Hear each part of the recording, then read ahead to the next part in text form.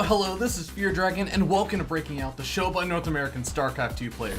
Every Friday and Saturday, we'll highlight an up-and-coming North American to learn more about their personality and their playstyle. Over 4 weeks, we'll take a look at 8 players before they participate in the Breakout Invitational for over $1,000. Let's learn a little bit about the next Breakout player.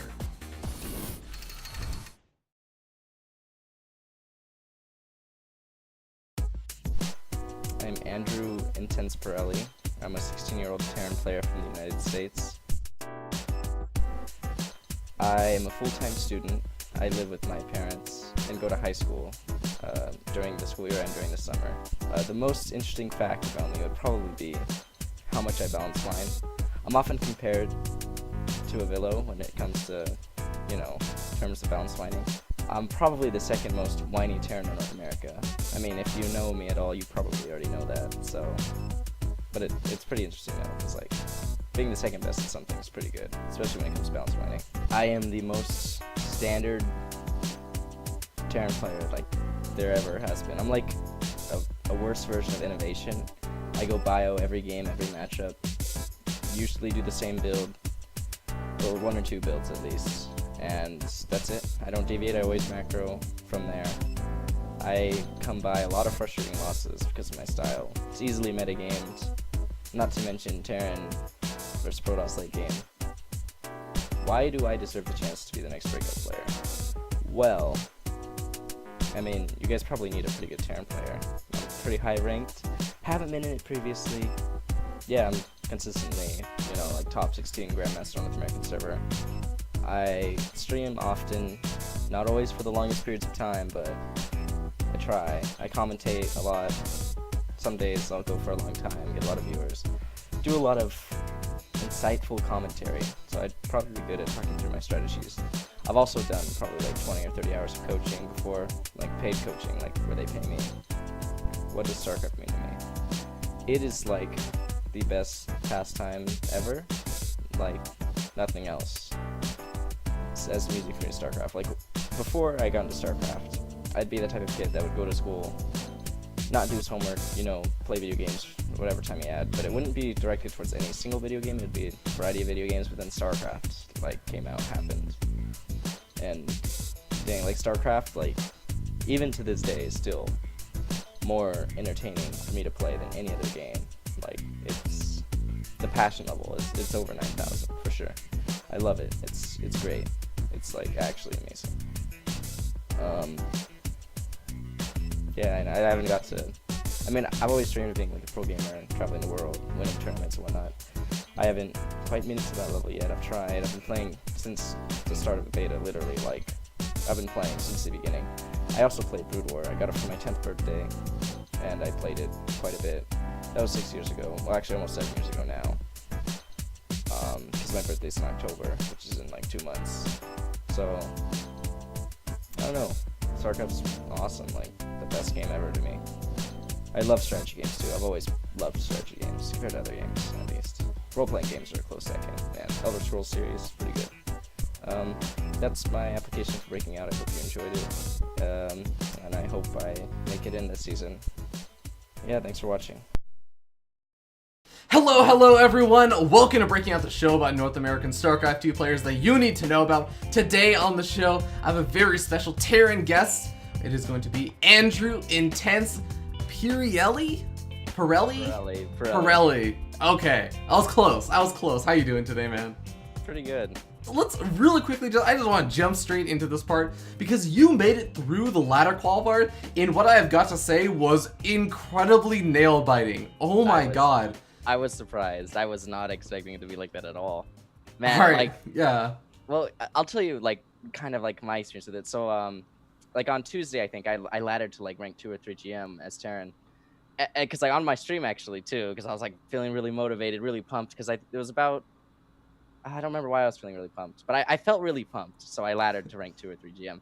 And then I'm like, well, the next person below me is, rank 20-something, it's BioIce or something. I'm like, well, I guess I'm good. I'm going to take off the rest of the week laddering because, I have school and whatnot. But then I log on Sunday night, and I'm like, whoa, man, I'm freaking out. All these people are all, getting high. Yeah. There was Barack Obama. I think that's, Snake Hips, right? And then Trace and Kellizer especially. He passed me up, and I was like, It's like you were like rank 100 the other day. Like whoa, like literally the You day before. jumped, yeah. I was not expecting that at all. I was like thoroughly like deeply surprised. I was like, oh my gosh. Mhm. So then I was like trying to make it. And it was like I was like 3 or 4 points, like barely, like I Oh yeah. barely made it. It was like so I It. was like sweating and like oh Oh man. man. And I'm just kidding. It wasn't that intense, but it was Wasn't that pretty intense? intense. Yeah, but it was pretty close. I'm glad I um. made it. Yeah, I gotta say, like, for those of you who don't know, like, for the ladder qualifier, it actually came down to a single game where I think you were queued up, like, you had finished a game, you had won a game, I and was you queued for jumped almost ahead. 11 minutes. You jumped ahead. You jumped ahead Oh of man. Kelazor, and then, yeah, you were queued up for, like, 10, 11 minutes. I was actually sitting there on the stream, like, a week, because I had, like, a small little stream going, and be like, it looks like Intense has just decided not to play any more games and risk losing ladder points. I When posted really- the picture of me queuing for 11 minutes. Yeah, I saw was that. so mad that I couldn't find a game. I wasn't sure what to do. I'm like, well, nobody plays the server, and like, there's only like the other people trying to qualify, and I couldn't get anybody. So I just had to like hope Kelliser lost his game, and he did. So like, Yeah. he lost like 18 points, so he went below me, and I was like, yeah. Because that Yeah. Protoss player, I played him earlier, and I think I beat him too. Chinese Protoss or something, CN Protoss. Yeah, I mean, yeah, CN Protoss. Oh, yeah, like, that guy like saved me, literally saved me. I would have been done for if it wasn't for him. Like I wouldn't have made it. well, you can thank him next time you encounter him on the ladder. But I know yeah, I played him on my stream right after, and I beat him. But I mean, I thanked him before like the game had progressed, obviously. Yeah, but I kind yeah. of felt bad for beating him, but like, because he literally got me qualified. thank you for being so easy. I hope you didn't phrase it like that, but Yeah, not quite. yeah, congratulations, man! You made it through, and now you're on the show. So I've got to say, like, well, you of course did have to submit your application video before you actually made it onto the show. Yeah. And you said something. You talked about like your little play style and everything. For those who don't know too much about you, or maybe they've heard your name, especially on the Twitterverse, as we'll get into your Twitter happenings a little bit later on today. Yeah. But you kind of described yourself playstyle wise as a standard Terran player. And you said something really interesting to me, which is that you feel like you're really easily metagame sometimes, and there's been a lot of like struggles with the playstyle that you've chosen. So I have to ask, like, why do you stick with this very standard, like very normal macro like Terran play, if you realize that there are some problems with it that have been causing you frustrations in the past? Well, I like trying to post consistent results, right? And I feel like if you're doing these gimmicks, you're taking risks that are like not quantifiable. Like they're always going to be random. You're always going to have different like values of success. But with macro builds, I feel like you could potentially minimize that. But some of these people, they'll go like really hard counter against me because they'll know I'm going to macro. I never do anything else really. I'll get maybe a proxy 2x when I'm frustrated, and then I'll execute it poorly because I'm frustrated. So like if I'm not macroing, I'm probably not going to win. And when I am macroing, I mean, if I don't die early on, I usually do win. So that's like how I like to play. What does it mean to play standard? Well, I mean, I kind of have to be matchup specific. Versus Protoss, I mean, every game, Reaper, CC, 3 racks, like, or Command Center first into 3 racks, like, that's it. Every game versus Zerg is a Reaper. I never do anything else. Always Reaper. Sometimes a Starport for a Viking and a Medevac to be aggressive. Versus Terran, I actually do vary versus Terran. I do a lot of different stuff. I never really cheese unless it's on Catalina, and I'll pull out the Proxy 2x Reaper, because that map's really cool for that. But usually it's gas first or 15 gas or Reaper as well. Like, that's about it. Well, I'm interested to actually get into matchup specifics since it seems like you do want to talk a little bit about it. Where are you at with the matchup? How do you feel about it? If you had asked me this 3 weeks ago before the patch, I'd say it was Zerg favored because mutas. But the patch, it was so huge. Like, because before you'd have the Thors, right? And even if you were to auto target onto the mutas, there would be like a 3-second delay because Thor AI is like really bad. But now it's instant. Like, you're always going to get the Thor hits off on the mutas, and they do massive damage. It's like hitting the mutas with a Widow Mine almost. Like, that is probably the biggest change of the 3 in my opinion, even though people will disagree. They'll say it's the Widow Mines, but I feel like the Widow Mines could be negated by just like microing. Because like if it doesn't hit a lot of units, like it's fine. And Zergs were doing that before anyways, where they'd send some Zerglings and Banelings up and detonate the Widow Mines and then engage. But the Thor change was really the biggest thing, because that made Mass Mutilus by Zerg no longer like a lasting viable option. Because once the Terran has like, 3 or 4 Thors in their army, it's like unkillable by Mutalisk. You need Ultralisk or Broodlords even. Like it changed everything. I'll talk about my most recent tournament experience. I think it was IM Toronto's qualifiers. I did pretty well in those. I beat a lot of Zerg players with Widow Mines. I played Silky one game and I killed like 45 Mutas with like 4 Widow Mines, and I felt so good. It was he said wow even in the chat, and I'm just like, oh man, I had a smile on my face. And I think my friend was watching me play that game, and he noticed. I started laughing a little. I was like, wow, that feels great. Used to not do that. I mean, for the most part, I'm feeling like really good Terran vs Zerg. I don't know if it's actually better than my Terran vs Terran, because like I look at it statistically across my accounts, and all average around maybe 80% win rate Terran vs Zerg. But same with my Terran vs Terran, they're like neck and neck win rate wise. Mm-hmm. And the only games I'll ever lose is when I play poorly, in my opinion. Like if I screw up my opening, or I don't see some Banelings run into a mineral line or something like that. But I feel like Terran shouldn't really lose too often in that matchup, except there's a few map specific spawns that I feel like right now the maps are probably the biggest thing favoring Terran. But like Deadwing cross positions, for example, I'd say it's pretty good. But besides that, it's probably pretty good for Terran. Like, and I'm really enjoying it personally. Yeah, so you mentioned maps. How do you feel about the current ladder map pool? Best Terran map pool ever, besides the first season of Heart of the Swarm with all the small maps. But this map pool is really nice. Easy 3 bases, lots of airspace for drops. I mean, the only downside to these maps isn't actually in Terran vs Zerg, it's in Terran vs Protoss.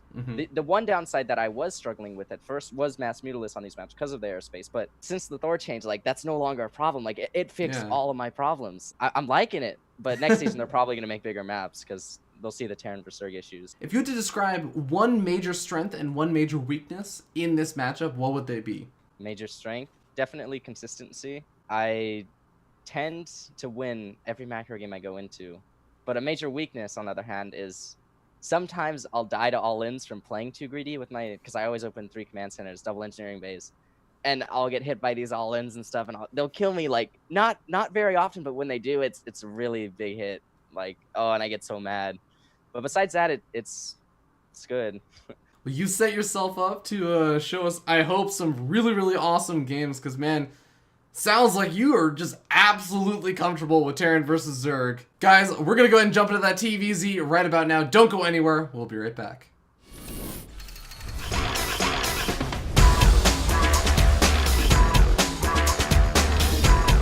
It's game time! Terran versus Zerg.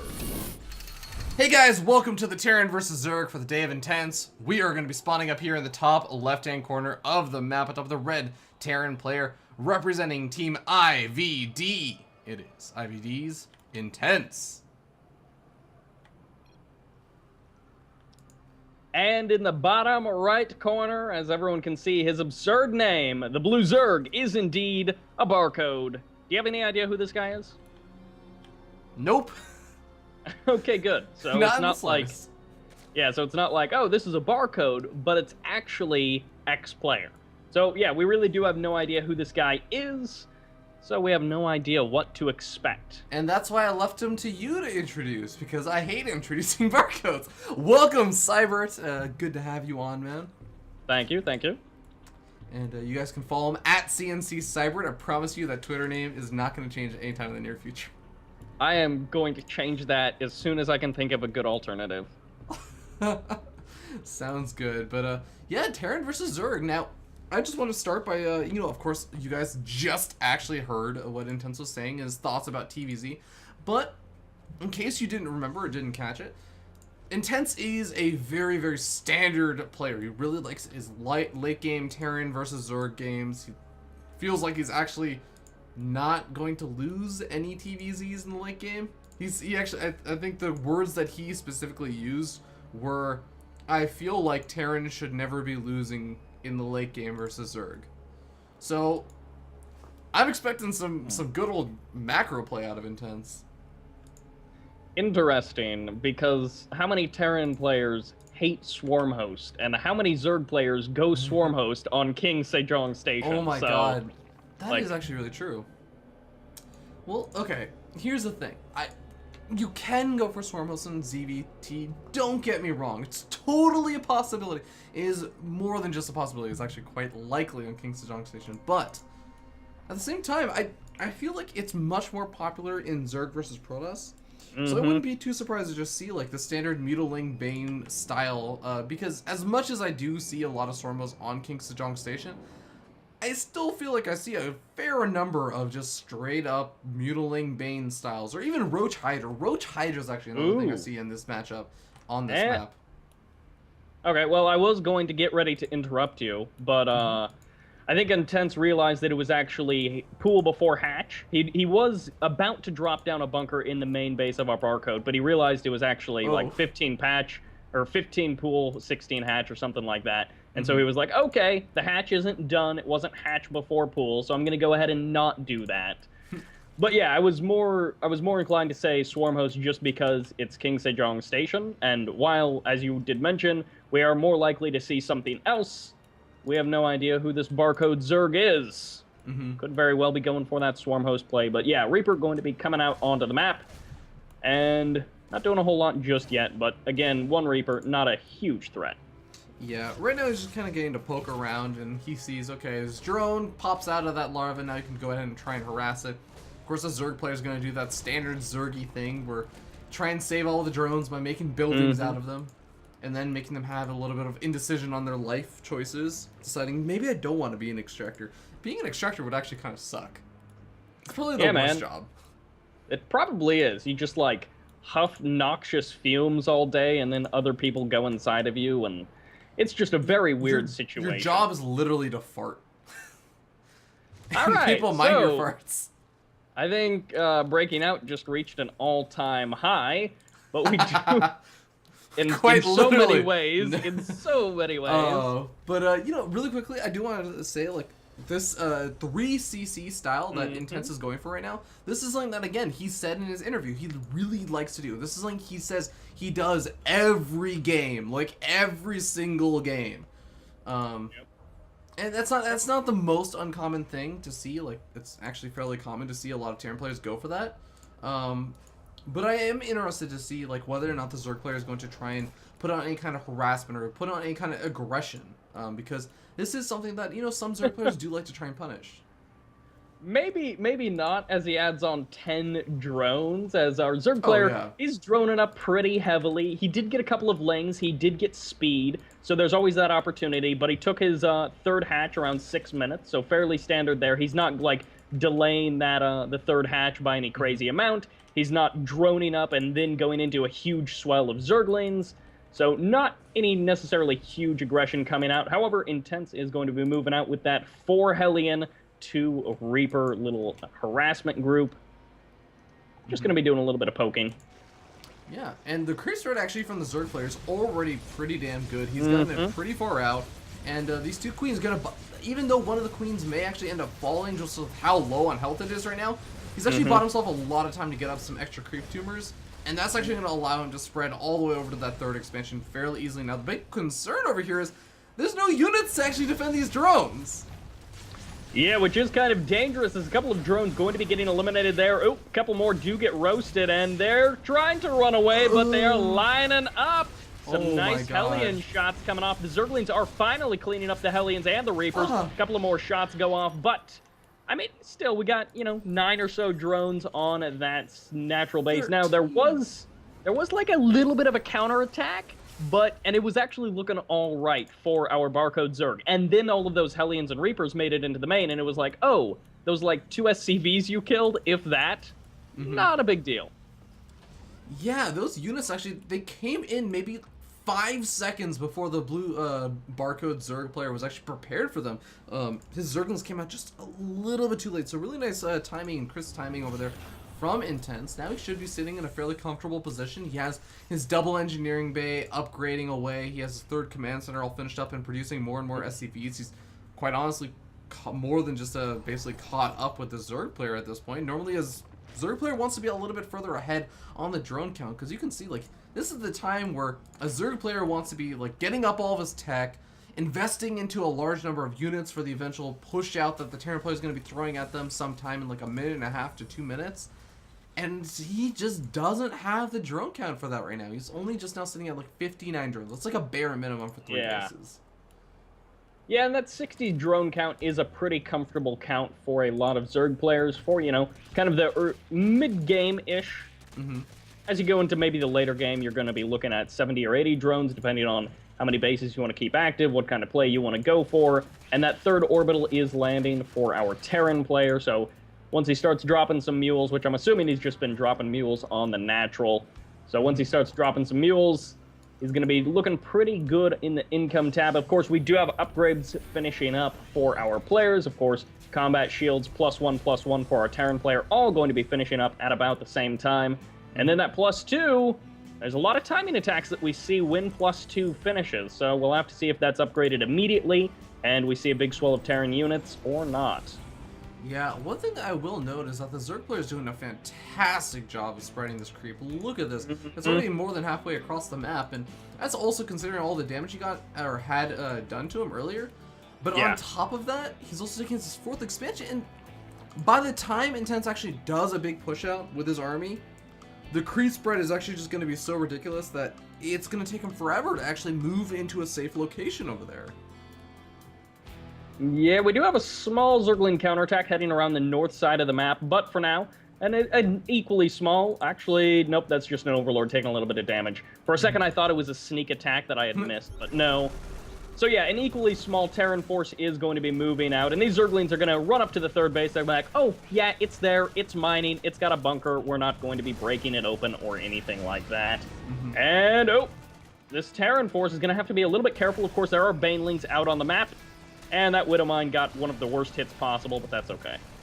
And, wow, actually a really, kind of okay. weird situation over here for Intense. Ends up losing a majority of these Marines, and even though there are no actual anti-air units over here to pick off the medevac, I mean, he cleans up that push from Intense relatively easily. I think that Intense is going to have a really difficult time making a whole lot happen over here. Indeed. Now, we do have 6 mutas on the way for our Barcode Zerg, and of course more drones as he's getting that 4th base up and running, just finishes there. Terran going to be moving on to the creep a little bit here, Intense. Oh, he needs to be careful, though. This is a lot of Zerglings picks on up, and the mutas won't be able to catch those afterburners as they're fired. And we do have more and more Terran on the way. 2-2 going to be finishing up relatively soon, as well as vehicle level 1s, but that +1 flyer tax is also relatively soon to finish up. Yeah, and I really hope that Intense is feeling comfortable in his late game, as he was saying during that interview, because right now the Zerg player is just looking to be set up for a really, really solid late game. I mean, 86 drones, has his Mutalisk out now.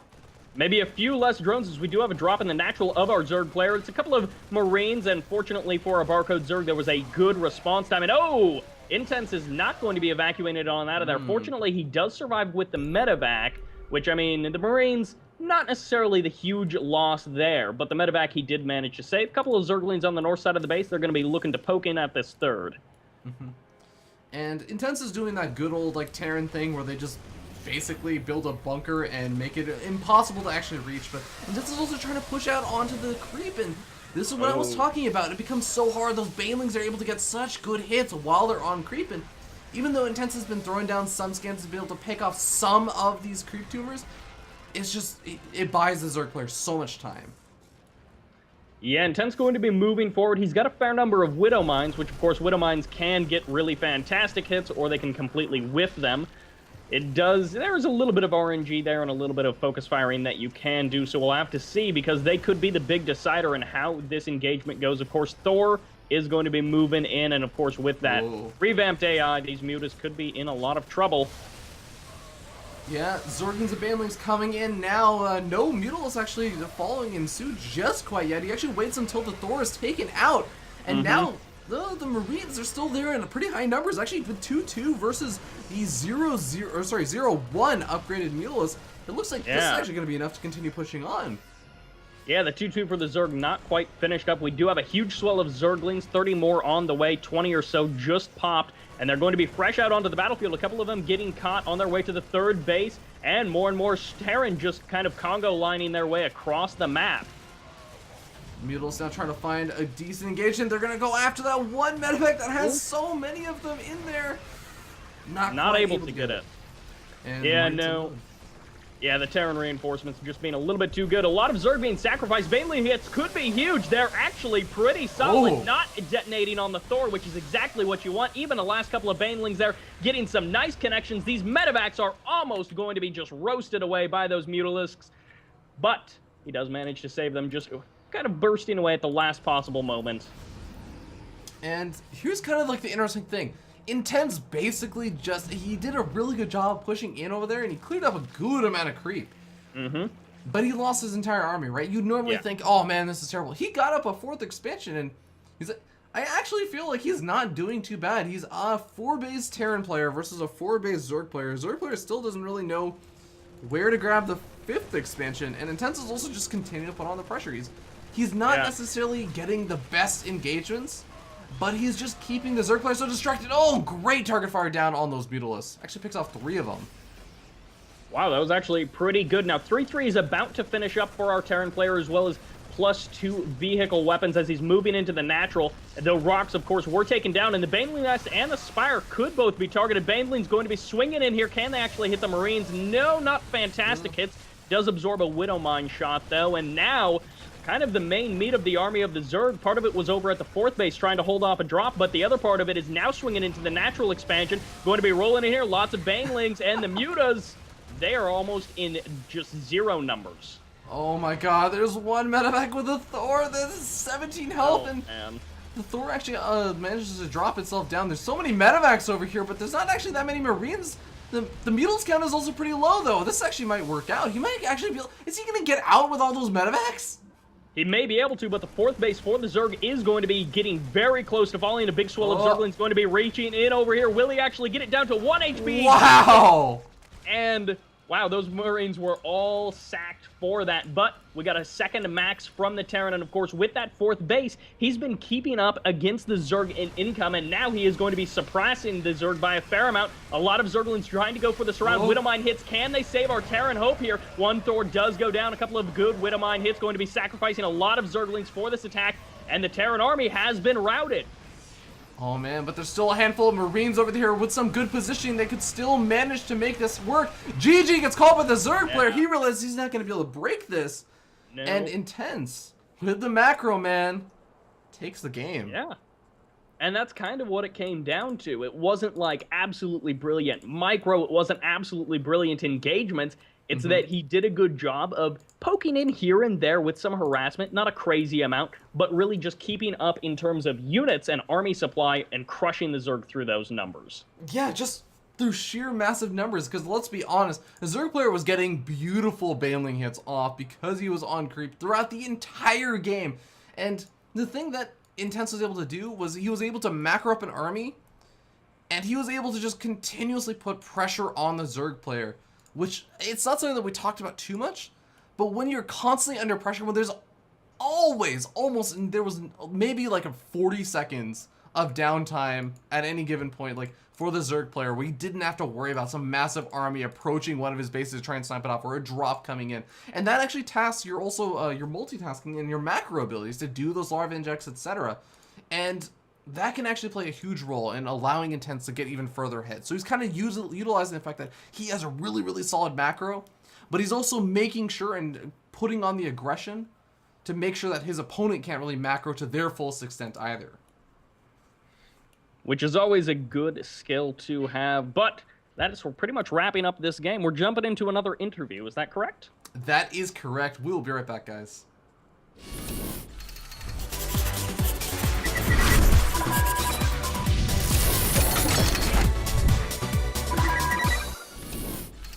Hello everyone. Welcome back from the Terran versus Zerg. I'm here once again with Intense, and we're going to do the analysis for that game you guys just watched. So Andrew, you ready to get this started? Yeah, pretty much. Alright, let's do it. So tell me, man, what the heck was going through your mind in this game? Well, first of all, who were you playing? Do you know? I've been speculating that this might be Violet, based on his hotkeys through SC2 gears. Oh, that's actually sick, man. Violet's really freaking good. Yeah. But you know, Terran might be better. Yeah, man, you seemed really confident about Terran versus Zerg, I should say, quote unquote, today, because this is all filmed in one day, right?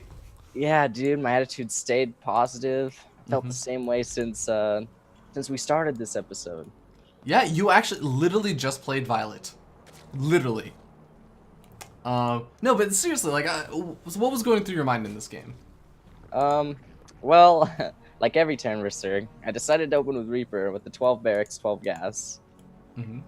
I mean, besides that, I mean, I was feeling special this game, so I decided to SCV Scout, just because I speculated that I was playing Violet, and he happens to be a pretty cheesy player, and go for, you know, pull before hatch like he did, but he actually didn't build Lings, so, like, my SCV Scout was in vain.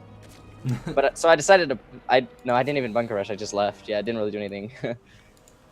Yeah, I think I thought he was 13 pulling. There was like a moment where you decided like, oh, you were gonna build a bunker, but then as soon as you saw everything, like, you just turned around. Yeah. As soon as I saw the hatchery not finished when my, well, not, they wouldn't be finished, but it would be like a second from finishing when my SCV gets there. I decided to turn around. And then I even turned my Reaper around because I thought, you know, usually the 6 lings, if it's a 13 pull like that, the 6 lings would hit my base when my SCV gets to their hatchery to scout it. Oh, but then I realized that he actually didn't build any Zerglings because I saw none when my SCV was traveling across the map. So I decided to be aggressive with one of my Reapers still. I see, cool. And yeah, behind this, like, you're going for a pretty standard follow-up, like factory, reactor, eventually 3rd CC. Yeah, 2 Reaper is pretty standard opening into the 3rd, or the 3 CC.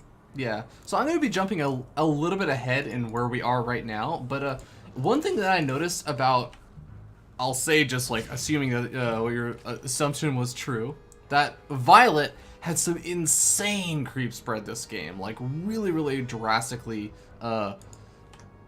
good creep spread, for lack of a better word, drastically good creep spread.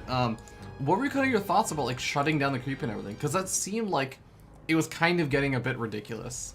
Yeah, against good Zerg players, they'll get creep like almost to your 4th base in the middle. On this map especially. But when I see players focusing on spreading creep like that, I decide to drop normally because it distracts them and gives me time to clear up some of the creep on the map. I see. Because like Terran vs Zerg is really weird in this. Well, I don't know if it's weird, it's kind of just standard. If you engage on creep, your army is going to get crushed, but if you engage off creep, like, you'll easily crush their army. Like, that's how it always works too. It's like really cool. Kind of. Yeah. No, I definitely agree. So I really like what you were kind of saying about like using the drops, because that meant that you weren't just trying to like push forward, clear up creep, and then like your entire army gets decimated because you're like all on creep or something. Like, it's this very slow thing. You're still able to put on pressure despite the fact that they have creep. But now I guess let's like focus back on what's kind of going on right now. You're moving out with the very standard 4 Hellion, 2 Reaper push. We've seen this a million times, and now you kind of see like these 2 queens over here. What's going through your mind? Well, before I moved out with the 4 Hellions and 2 Reapers, I checked my 3rd base to see if there were lings there in case a run by like this should happen. But Violet was smart and hid his lings further away from my 3rd base, so I didn't catch them. But because his lings were out on the map at my base, I was able to run by with my Hellions this game. So I got a lot of good drone damage done. Yeah, you get a good bit done. I would say it's like an okay amount to kill off like, what, 13 workers? Would you say that was worth it though? Like losing all your like units, like your Hellions and your Reapers and everything in exchange for that? I would say if I had not been counterattacked by the 8 Zerglings and lost all that mining time and those few SCVs, that would have been really good for me. But I was like a second too late with my wall off, so the Lings got in, which was kind of sloppy on my part. I should have waited with my last 2 Hellions until I was completely walled off to prevent something like that. But for the most part, because we both did damage to each other's economy, it turned out to be a pretty even game. Okay. Well, then I'll kind of ask from here, do you feel like after you've kind of traded like units for drones, is there anything that you can do to like take advantage of that situation, or anything that you had in mind in this game? Well, in Terran vs Zerg, immediately when you lose your Hellions and your Reapers, The biggest problem with that, unless you do a pretty sizable amount of damage, is you'll have a hard time securing your third base if the Zerg player decides to attack you with a lot of Zerglings, like an all-in. They could even kill you at your natural expansion. So usually immediately after doing a run by, I'll just build upgrades and I'll tech up and add on more infrastructure, and then I'll move out and take my third base around Medivacs. Although this game, I was able to see that his link count was not increasing, so I felt comfortable taking my third base earlier. I see. Okay, cool. Well, I mean, you get your third base up, you have your armory going, all your upgrades and everything, and so it looks like you're pretty much just in kind of power mode mentality. But the medevacs are going to be popping out pretty soon, so I'm actually trying to remember, like, did you actually immediately go, do you normally immediately go off for a drop as soon as those medevacs pop out? Yeah, depending on how I'm feeling.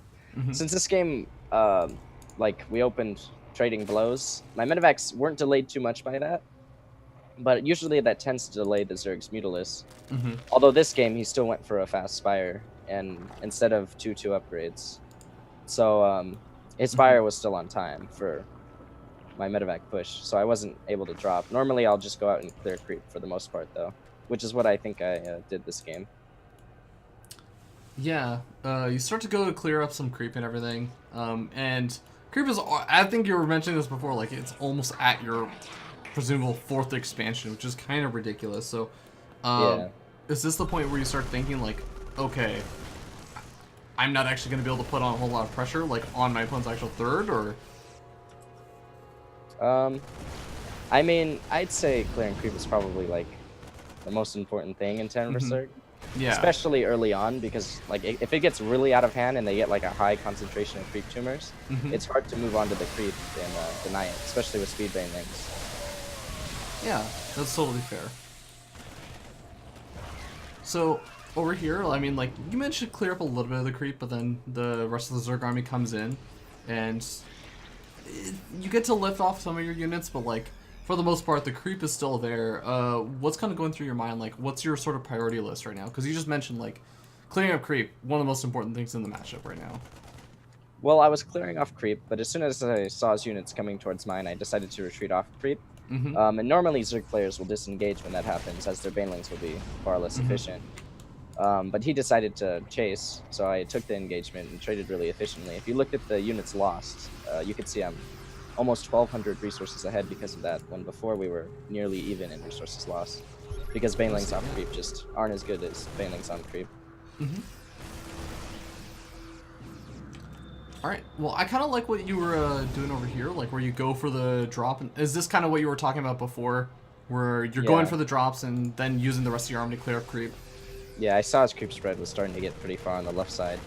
So in order to take his banelings away from clearing my army and Mutalis as well, I decided to send a drop out to his natural expansion to buy me some time. Yeah. Okay, well, what was kind of going through your mind now? Like, what were you kind of thinking, like, especially with the Zerg run by and everything? That's actually one thing I'm really curious about, like, when you have these kind of Zerg run bys, are you ever concerned? Like, because I always see, like, Terran players who just have all of their units sitting at home and then they send them across the map in, like, a big bundle. Is that just mainly to deal with, like, oh, there's a counterattack, like, picking off my reinforcement paths? Or... Yeah. I mean, a big part of that with good Zerg players is they'll tend to counterattack you. And with my style of Terran versus Zerg, I will only move out with like every 40 supply of units that gets built, just in case they do a big counterattack. I can defend it. Especially with a lot of my recent practice on Korean server, a lot of the Korean Zerg players will counterattack with like everything, while building a bunch of speed banelings at one of their bases, and they'll kind of base trade. But when I have a lot of units in position for the counterattack, since it's usually not baneling heavy due to the immobility of banelings relative to Mutalis insurgents, of course, that small group of units can actually trade really efficiently in a choke point at a base or around static defense, such as bunkers and missile turrets. So it actually saves me a lot of games when I do save units at my base. That makes sense. So really quickly, like, we actually just saw a big engagement happen over here, and you're like really far deep onto creep, right? Yeah. Are you like okay with this, or are you just kind of saying like this is just sort of a necessity right now? Like, it's gonna take too long to clear up the creep at this point to like delay it. when you play against a Zerg player, it's like the only time where you can engage on creep is when they don't have banelings. And in this case, I saw that he spent all of his banelings trying to deny me from clearing out this creep. So I tried to seize the opportunity and, you know, kill him or deal like severe economic damage. Yeah. But it didn't work because hatcheries also produce units, so he was able to push me back. I was right at his rally point, while mine was still across the map, as you can see here. Yeah. Fair enough. All right. Well, one thing I do want to kind of ask, it's something that it's not really seen that much in this game, but King Sejong Station, like, it's one of those maps that I really think about swarm hosts with. Now, do you have any particular thoughts about like swarm hosts and like ZVT, or even just like on this map in general? We don't see it like super often, I think, in the matchup, but I think we've been starting to see it a little bit more these days. Well, I feel like there's a big misconception of the swarm host, right? A lot of spectators who watch Terran vs Zerg in tournaments will feel like swarm hosts are really popular, like all the time in Zerg vs Terran, but like from my latter experience and my practice on Korean server against high Grandmaster players, like I don't think I've seen a single swarm host, except by mistake by one player, and that was it. I don't think a single other player has ever built a swarm host against me. See, the big problem with swarm hosts is like against bio mobility like this, where you're, especially when you're going Marine, Mine, Thor, because that's like the most mobile, efficient composition you can have. Yeah. Swarm hosts just like won't be able to deal with drops. Like there's pretty much no way to keep up with them. Like this one you're doing right now, where you're just like elevating all your units. Had he been investing in the swarm host, he wouldn't have he wouldn't have any Mutalisk at this point, based on how many he's lost. So, I mean, killing these medevacs would be near impossible. Yeah.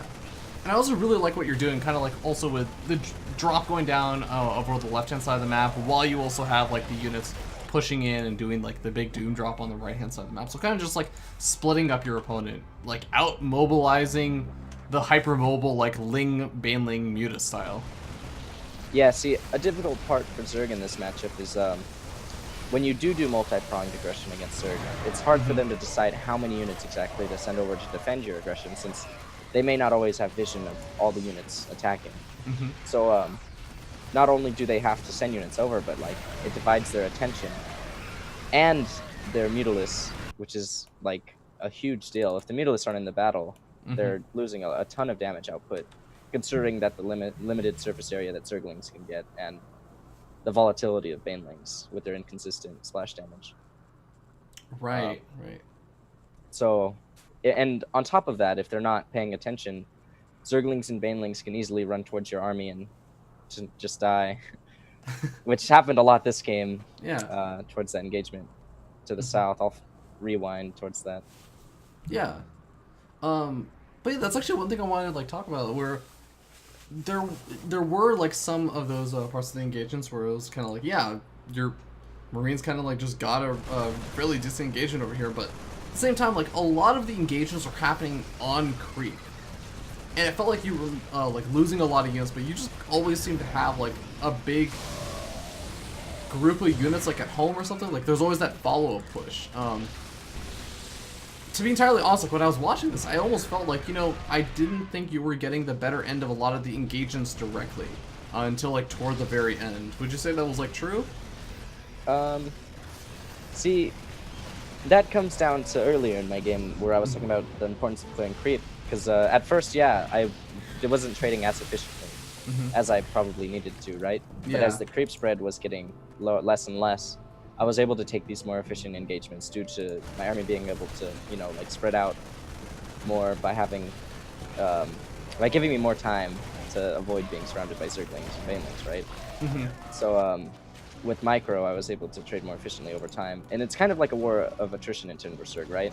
Yeah. Like we'd have these engagements, and while they would be going on, I'd have a drop going somewhere on the map, killing drones or a hatchery, like something over time, and you don't see those reflect in supply immediately, but over time, over 60 seconds or so, that'll be like nearly 1,000 more resources mined for me. So you'll see that reflect in like a 20 supply deficit compared to my opponent, as long as we're constantly trading.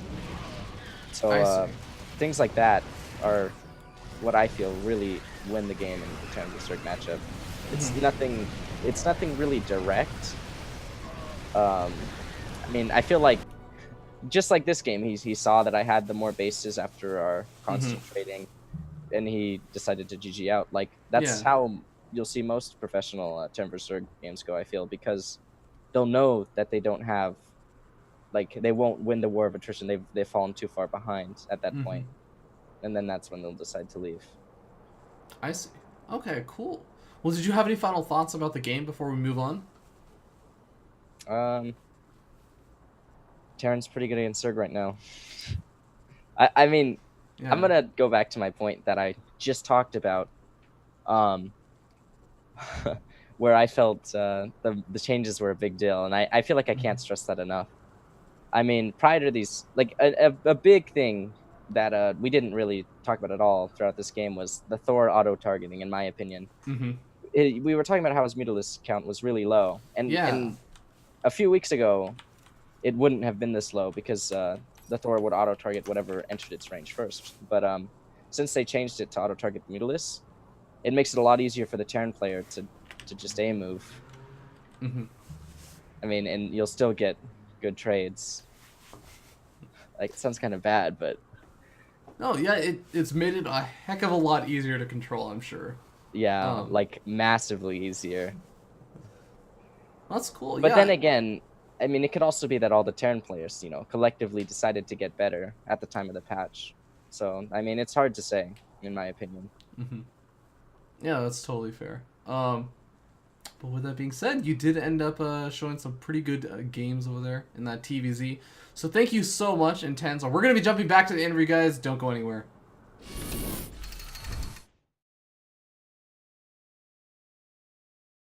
Welcome back, ladies and gentlemen, from the Terran vs. Zerg. I'm joined here once again by Intense.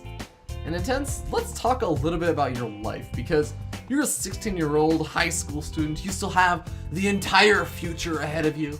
Tell us, how the heck do you balance both being a student and being such an awesome nerd baller at StarCraft? I mean, when you're a student, you actually do have a lot of free time. Like, even a few hours a day. Like, the thing with most students is they'll play a lot of, they'll be gamers, they won't be StarCraft players. So they'll spread out their time. But if you just focus those few hours a day that you spend playing video games, like most students actually do nowadays, you'll actually become really good at like the game you spend your time on. And like, I just got hooked on StarCraft because I was really into RTS games for the longest time throughout my life. I played a lot of the Warcraft games. I played StarCraft like Brood War. Like, I got it for like my 7th birthday or 8th birthday because my dad had this PC and I would play it on it. And I would use all the cheat codes because I couldn't win without them. And like ever since that, I was like pretty into strategy games. I played Warcraft 3, like Ice Throne. I can't remember what the expansion was called. I remember Frozen playing that Throne, Reign of Chaos. Yeah, I remember getting those. And I would play mostly the custom user-made maps. I was so bad. Everybody in the games, they would always get upset at me, especially Dota. I used to play that in Warcraft 3. And I would go like 0 and like 25. And I would be sitting there wondering like how do they kill people? Like, I'm trying, I'm clicking on them, I'm hitting like Q and stuff, and I'm like, I was 100% with you on that, man. I was 100%. You would like join the game and be like, there's a secret shop? Wait, does that mean that there's a shop hidden somewhere on the map? I'm gonna go find that shop, and then I'll get all the power items. Way. But then StarCraft 2 came out. Well, not StarCraft 2, but the beta came out, and I was in like 7th grade, I think. So I started playing that a lot, but once again, just, you know, custom maps, arcade maps or whatever. But then I got introduced to the 1v1 ladder by my brother, actually. So I picked Protoss, and without any competitive 1v1 RTS experience, I actually got placed in Silver League because I figured out what Warp Gate was. And like other people, it was like this mystical concept. Like, I could build units anywhere, because I remember playing Brood War, and I'm like, I had to build them out of structures. Like, there was nothing else. I did like a 1 base 8K or something, and I won one of the games, so I got silver. It was just dumb. But I had started like playing more and more and devoting all my free time towards that, because I used to play Xbox a lot as well, and I stopped playing that. I mean, I lost a lot of friends because, like, you know, Xbox was the popular thing, and it still is probably the most popular video game thing that students play. And like, I noticed myself improving, and like, it was amazing. But I kind of didn't have the best mindset for improvement for a while. But I mean, I think I've started to fix that as of late.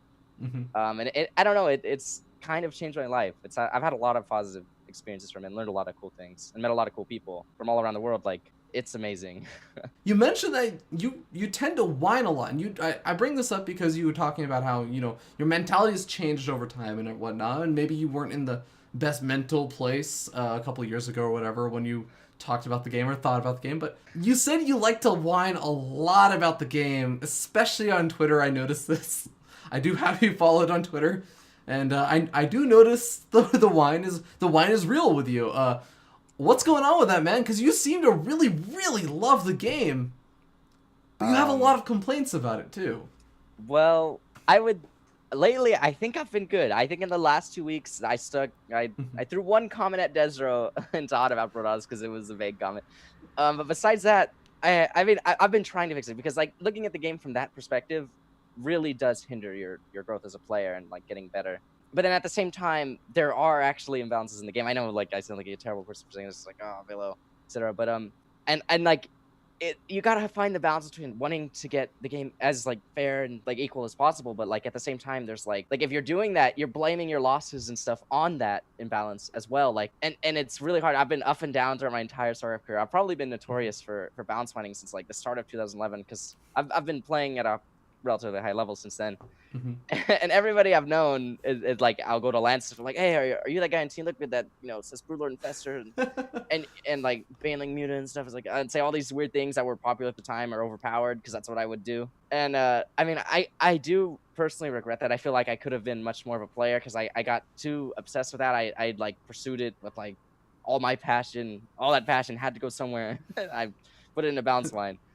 But I've definitely been trying to fix that as of late. But yeah, it's gained me a lot of like fans, I guess. Like it's also gained a lot of notoriety and whatnot, especially on Twitter. Like I lose fans on a regular basis. Like one tweet goes out, bam, we're down 15 followers. But yeah, it definitely has been a hindrance to my improvement as a player. That's actually really, really interesting. But I can also understand that like mentality is probably one of the hardest things to really get down right. It's not something you just. It's actually, weirdly enough, like, even though it's entirely mental, it's not something you just think about and fix, right? There's so much that goes into that. How do your parents actually feel about your involvement in StarCraft? You also mentioned that you have a brother that got you into 1v1, ranked ladder matching and stuff. Is he really into StarCraft? He used to be really into StarCraft. Yeah, he kind of just got older. He graduated from high school and whatnot, like, became an adult. My parents... not the most supportive parents of my StarCraft career. Probably on the lower end of the spectrum when it comes to that. But I mean, they've let me play more than like some strict Asian parents. Like there's also the downside to it, right? Because like they'll see me investing this time and they'll know about like because I've told them about esports, like this mystical universe where players play for money, compete in tournaments and stuff, and like they believe it's all like a fantasy of mine. I mean, they don't actually. I don't even know if they know if this is real. Like. And they see me play at tournaments and win hundreds of dollars, like monthly. But like, they don't know. They're like, well, maybe that's just a few nerds giving you some money. But like, so it can create this negative stigma around me playing the game, which kind of sucks because that in turn has also like created a lot of frustration for me, which has led to the balance. Like it all like kind of like led together. Passion, frustration goes in a negative direction. Like because like we've got passion, we got slightly positive, but if you got a lot of negative surroundings, which is for a lot of North American players. That's why you'll see a lot of North American players that very similar to myself. Maybe not as negative. I'm kind of like maybe on the more negative end of that. But I mean, because like you've got this frustration because they're all being pressured by all the people they know in real life, all the people they live with. Yeah. And because like they're saying that they're able to do this, but like all that extra pressure, man, you can crumble under the pressure. It hit me really hard when I was playing in the last WCS America Challenge League qualifiers. I had a really good bracket. I had practiced a lot. I had so much pressure that I crumbled under the pressure, started making a lot of mistakes. And then a lot of North American players are in that same situation where they feel desperate to succeed. And it sucks because like we've got Korea, for example, where they're in a positive environment. Everybody's encouraging them. And it's a lot easier to improve and be a better player in that environment than like, a somewhat hostile environment of the North American StarCraft pro gamer. Yeah. Maybe if I played League or something, it could be different, but yeah. StarCraft, it's brutal. I would say in Korea it's probably like half and half, but I definitely agree. Like there's a lot of people who do get a lot of that kind of just straight up support. But regardless, let's talk a little bit about Terran versus Terran. We love talking about the game. There's no potential balance wine in this matchup because it's a mirror matchup. But yeah, how do you feel about Terran versus Terran? What's going on in the matchup right now? I don't get to see it that often, actually. Yeah, it was kind of the lost matchup. But QXC was talking about this on the WCS stream when we had the all Terran group. He was talking about, like, there was a span of time where, I mean, I'm going to be real here, and Terran was doing worse. There was a lot less Terrans in tournaments, so there was a lot less Terran versus Terran. It was almost never seen. Like, it was like, like almost just completely, it just vanished. As soon as they, the mine nerfs, like, Hellbat nerfs, everything, like, it all happened at the same time, and boosh, like, only the best Terrans, like, the truly great Terran players were left. We got Pulled, Teja, Maru, etc. But and like it sucked for me because, like, ironically, before all those changes, I was actually really bad at Terran vs. Terran, because in Wings Liberty, throughout my entire Wings Liberty span, I would always open with these tech-based openings, like off Cloak Banshees, Siege Tanks, off one base to expand. And so all my Terran vs. Terran experience had been done doing that. Like, I never played mech or anything. It was always Marine Tank off tech openings. So Heart of the Storm came out, and at first it was Reaper versus Reaper. I was okay with that because I used to cheese a lot with Reapers in Wings Liberty, which was nice. But once that got nerfed in the early beta, then it was Hellbat versus Hellbat, and oh man, I struggled. I had like a terrible win rate. I could not. I just dreaded going Hellbat versus Hellbat because the games were so volatile. They would end like 1 second, Hellbats hit your mineral line, boosh, all your workers done. Like, oh. But then they nerfed Hellbats and made tech openings like the way to go. Like, they made Cloak cheaper and everything, and like that is what I had been practicing throughout my entire StarCraft career. So like instantly my Terran vs. Terran went from being the worst matchup ever to being like amazing. And like, but it sucked at the same time because Terran started becoming way worse than the other matchups. So like I didn't get to play as much Terran vs. Terran as I would have liked to. But recently, like I was saying with the changes, Terran's like really good again. So I'm getting a lot of Terran vs. Terran. I really like that. I'd say it's maybe my best matchup. I tend to beat the highest level players Terran vs. Terran. I've beaten a lot of Korean players and stuff. Not really. I mean, you don't really play them in tournaments. There's not that many tournaments to play in. But I have been taking games off them, like in online cups, if that counts for anything. And ladder, most important. But yeah, I'd say probably my best matchup. Definitely my most consistent matchup since the Hellbat nerf.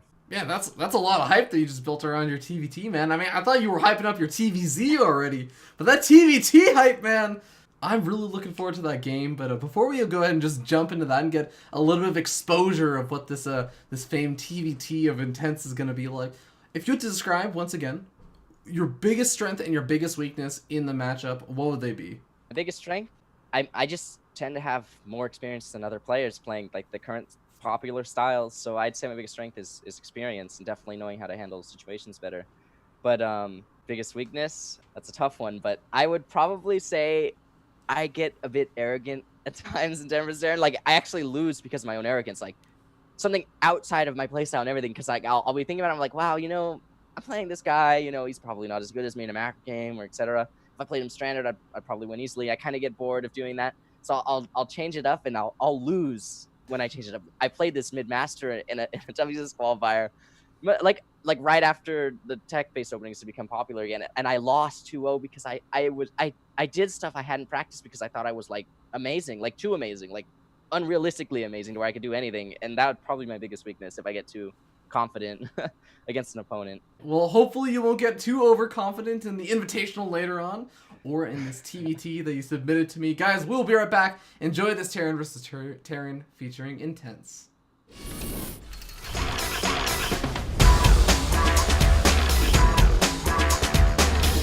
It's game time! Terran versus Terran. Welcome to the Terran vs. Terran, everyone. My name is Fear Dragon. I'm joined here today by Silas, aka at CNC Cyber. How you doing today, man? I'm hoping that one day I'll be able to get you to say my name correctly once. With that being said, let's go ahead and jump in and introduce the players as we spawn up here in the top left-hand corner of the map. Atop the red Terran player representing Team IV Drip.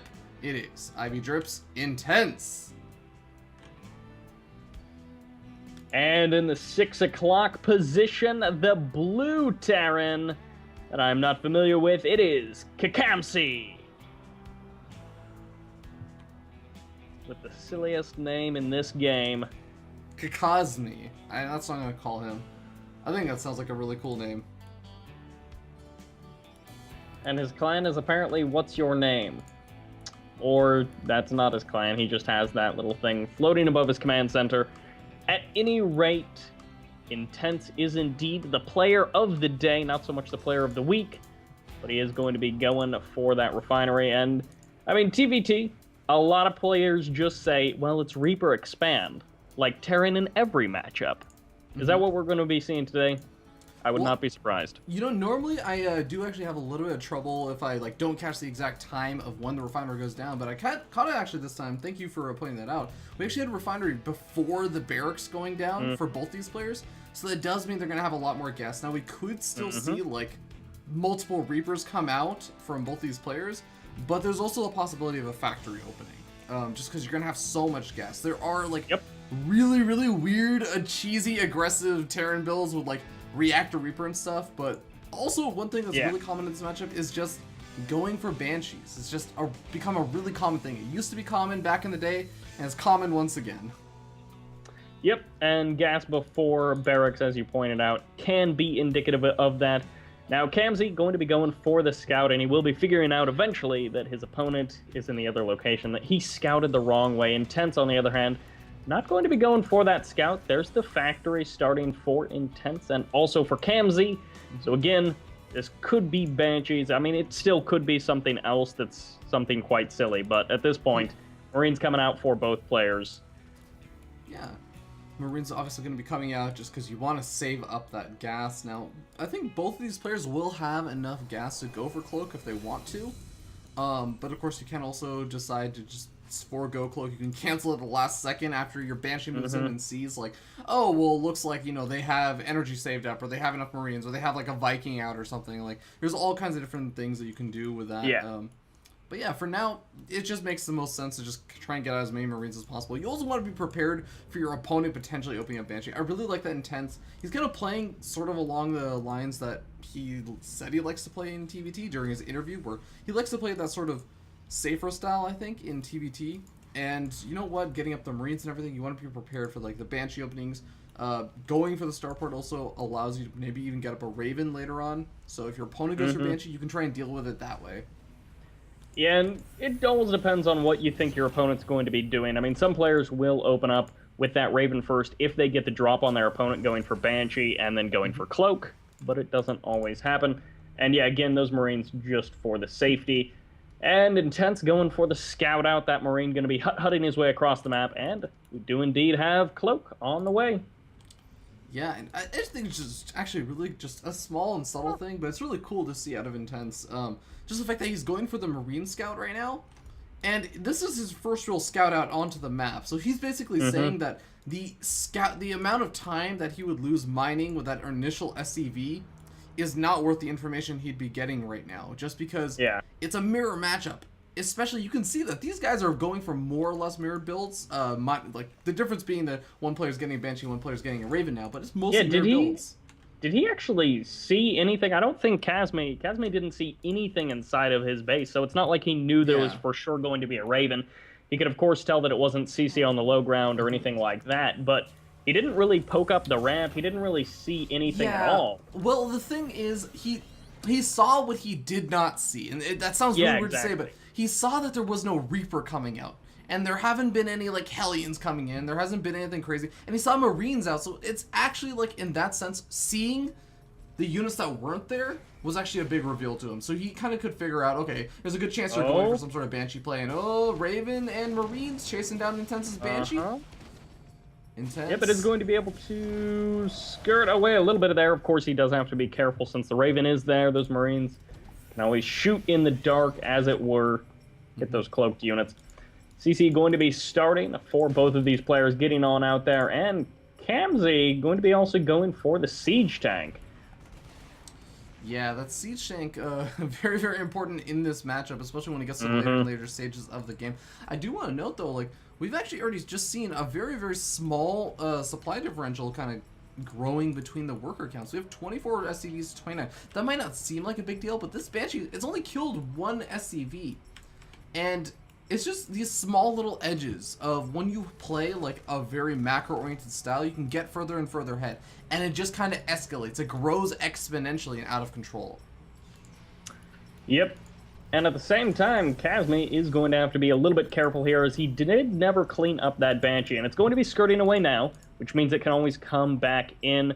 And of course, another tank going to be coming out so close, or so important in the just state of where TVT gets in. It's like you've got a million Marines and tanks. And as it turns out, Marines die in large numbers to tanks, which is always fun to see.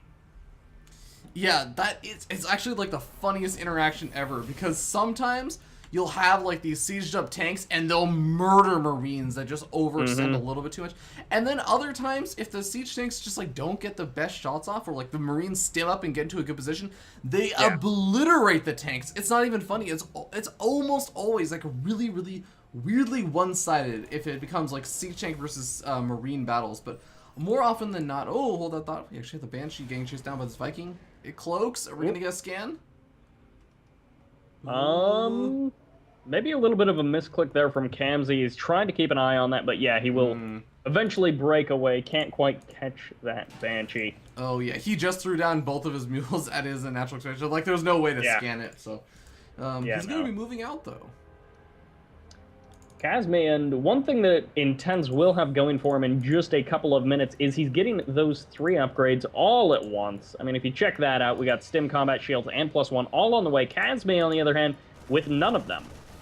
Oh, Intense sees it. He's going to back up. He knows that this is actually going to be a bit of a scary push, especially with the Vikings in the mix. He doesn't really have any of that air control.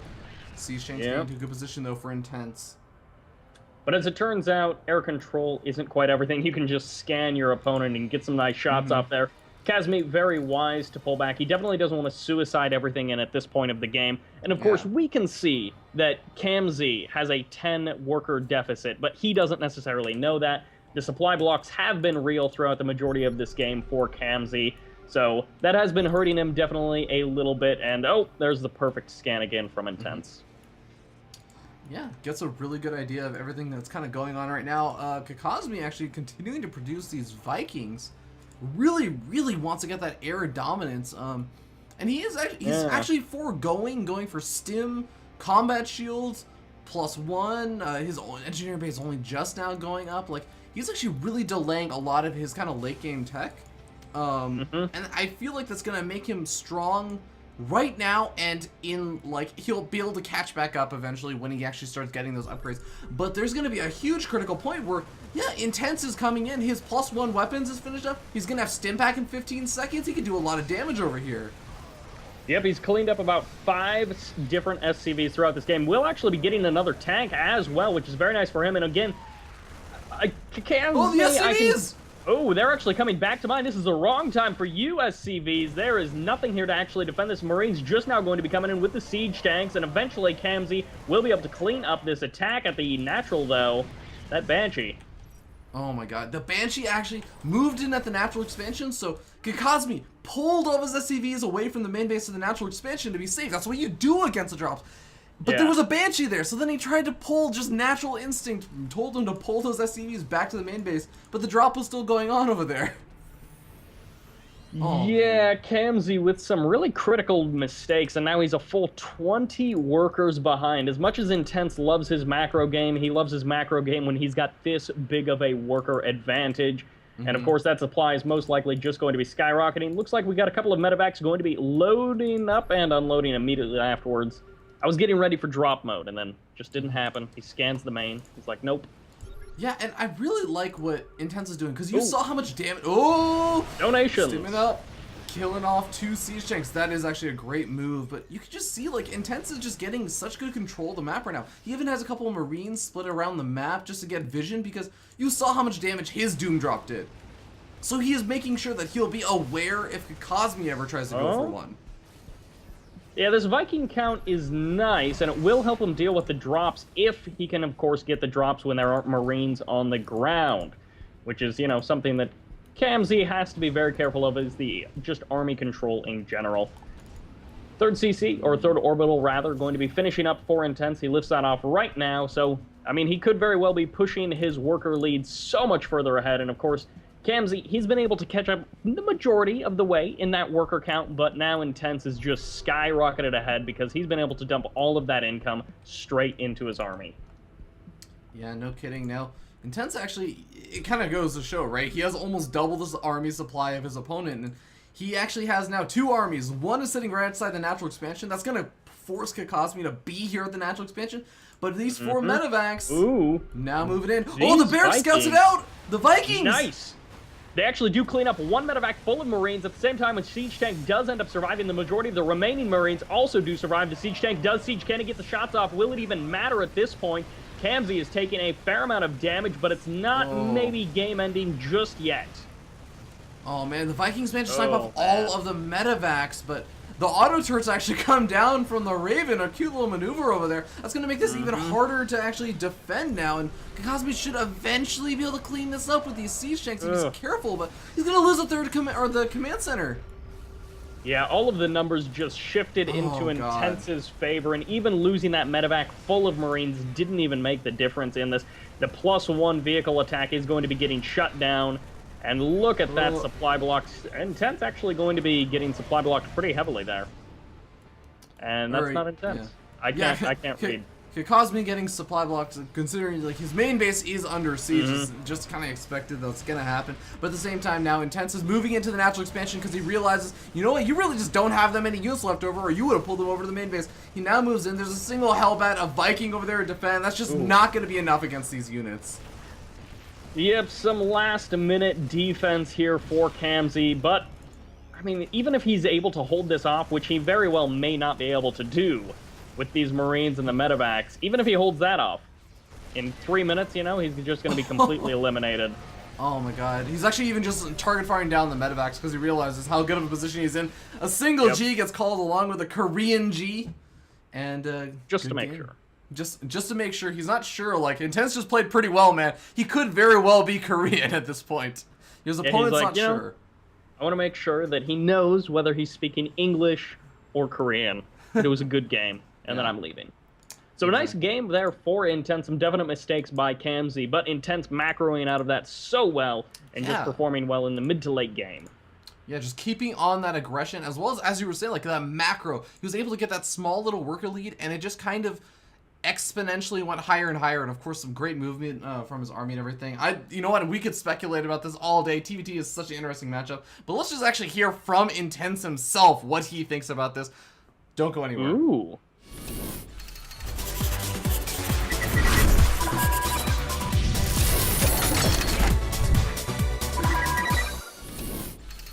Hey everyone, hope you enjoyed that Terran versus Terran. I'm here once again with Intense for the analysis segment.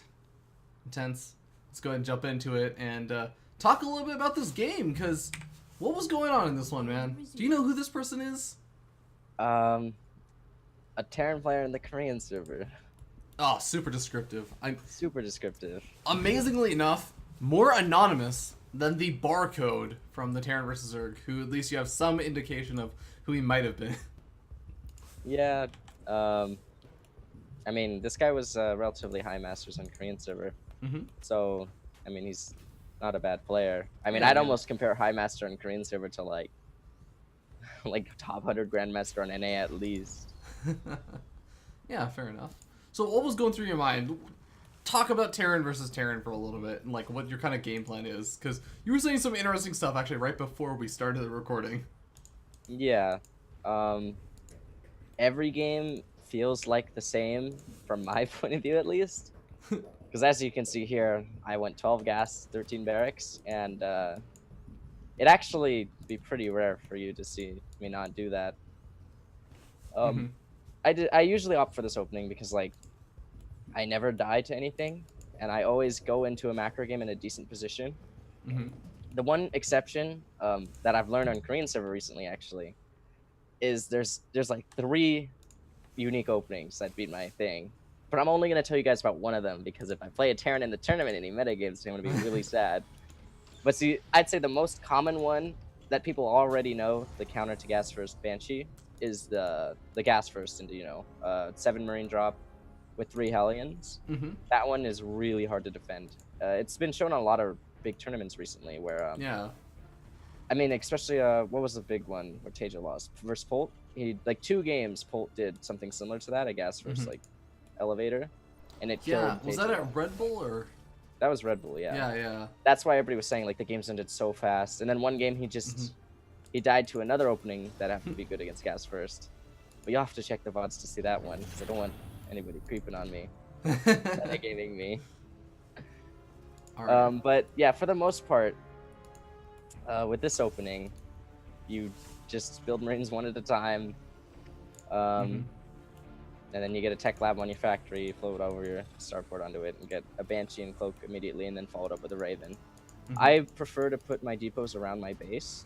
I feel like I'm the only Terran player that does this, and it's usually, well, there's two reasons, right? At the highest level of play, you're losing like 10 minerals worth of mining time sending your SCV over there, so you'll have 10 minerals less. Yeah.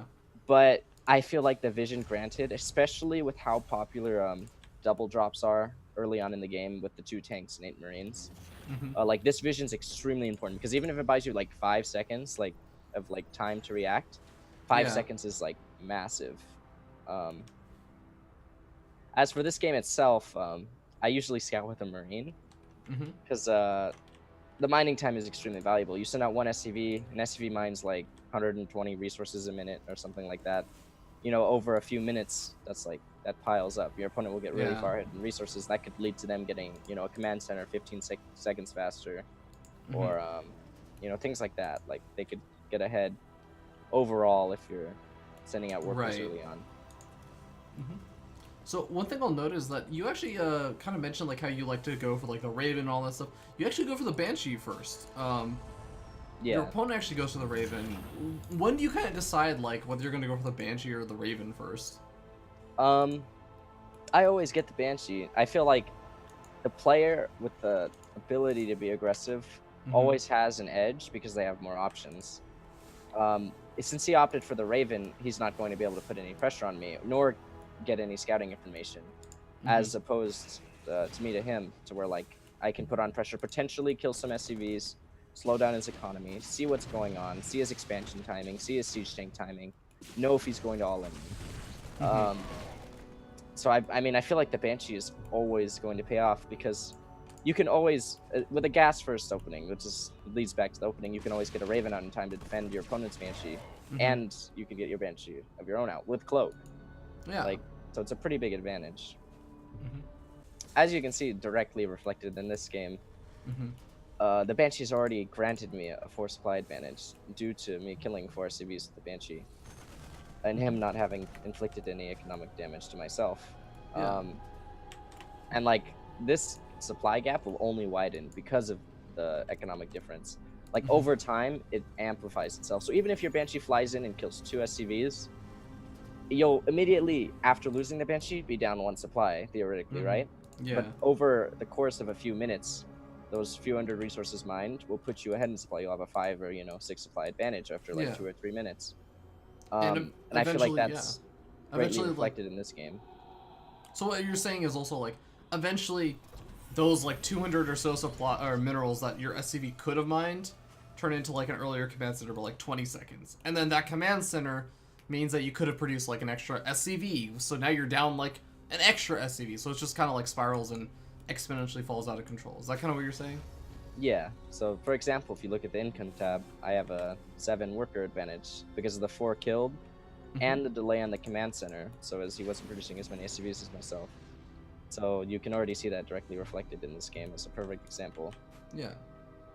The second major part about Terran vs. Terran is timing of infrastructure. See, those extra resources mined that I had compared to him allowed me to get up my barracks faster, a faster sim pack, a faster combat shield, and faster upgrades. Which is my biggest reason I love being aggressive. It's because you can hit timings with this faster infrastructure, and like Marines with stim pack and combat shield and +1 attack versus Marines that don't have those 3 things, since they all tend to finish at about the same time, gives you a massive advantage. And due to siege tanks automatically having the siege mode, even timings like the one this guy is doing are easily deflected through just simply sieging your tanks, so you're allowed to get up that infrastructure. Yeah. Yeah.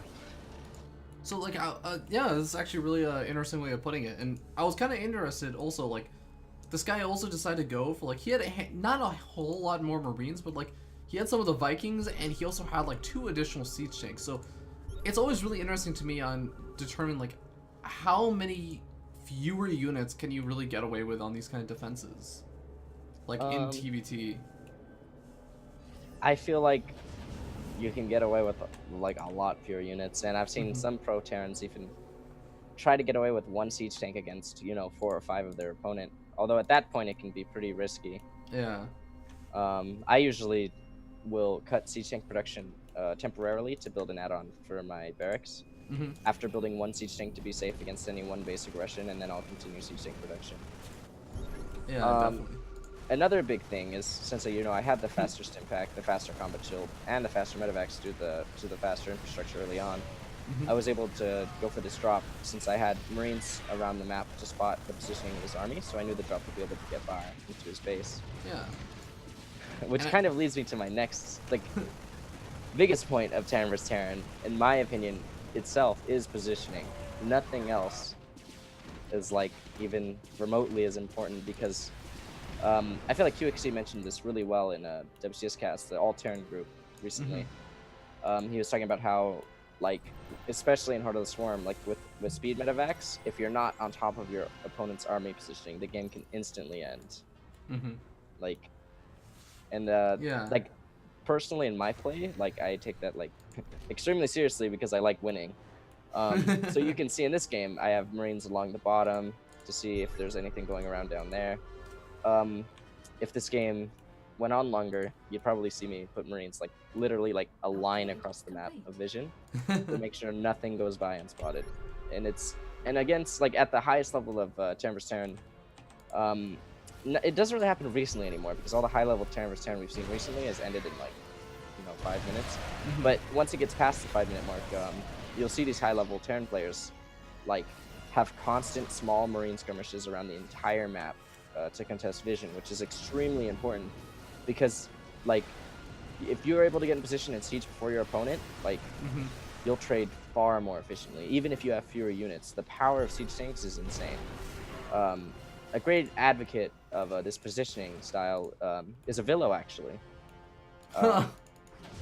He tends, I mean, a lot of people will criticize his play, but he emphasizes vision and siege tank positioning, and even though he will have far fewer units in essentially every game, through having siege tanks in position, via sensor towers or Hellions around the map, he's able to, stabilize.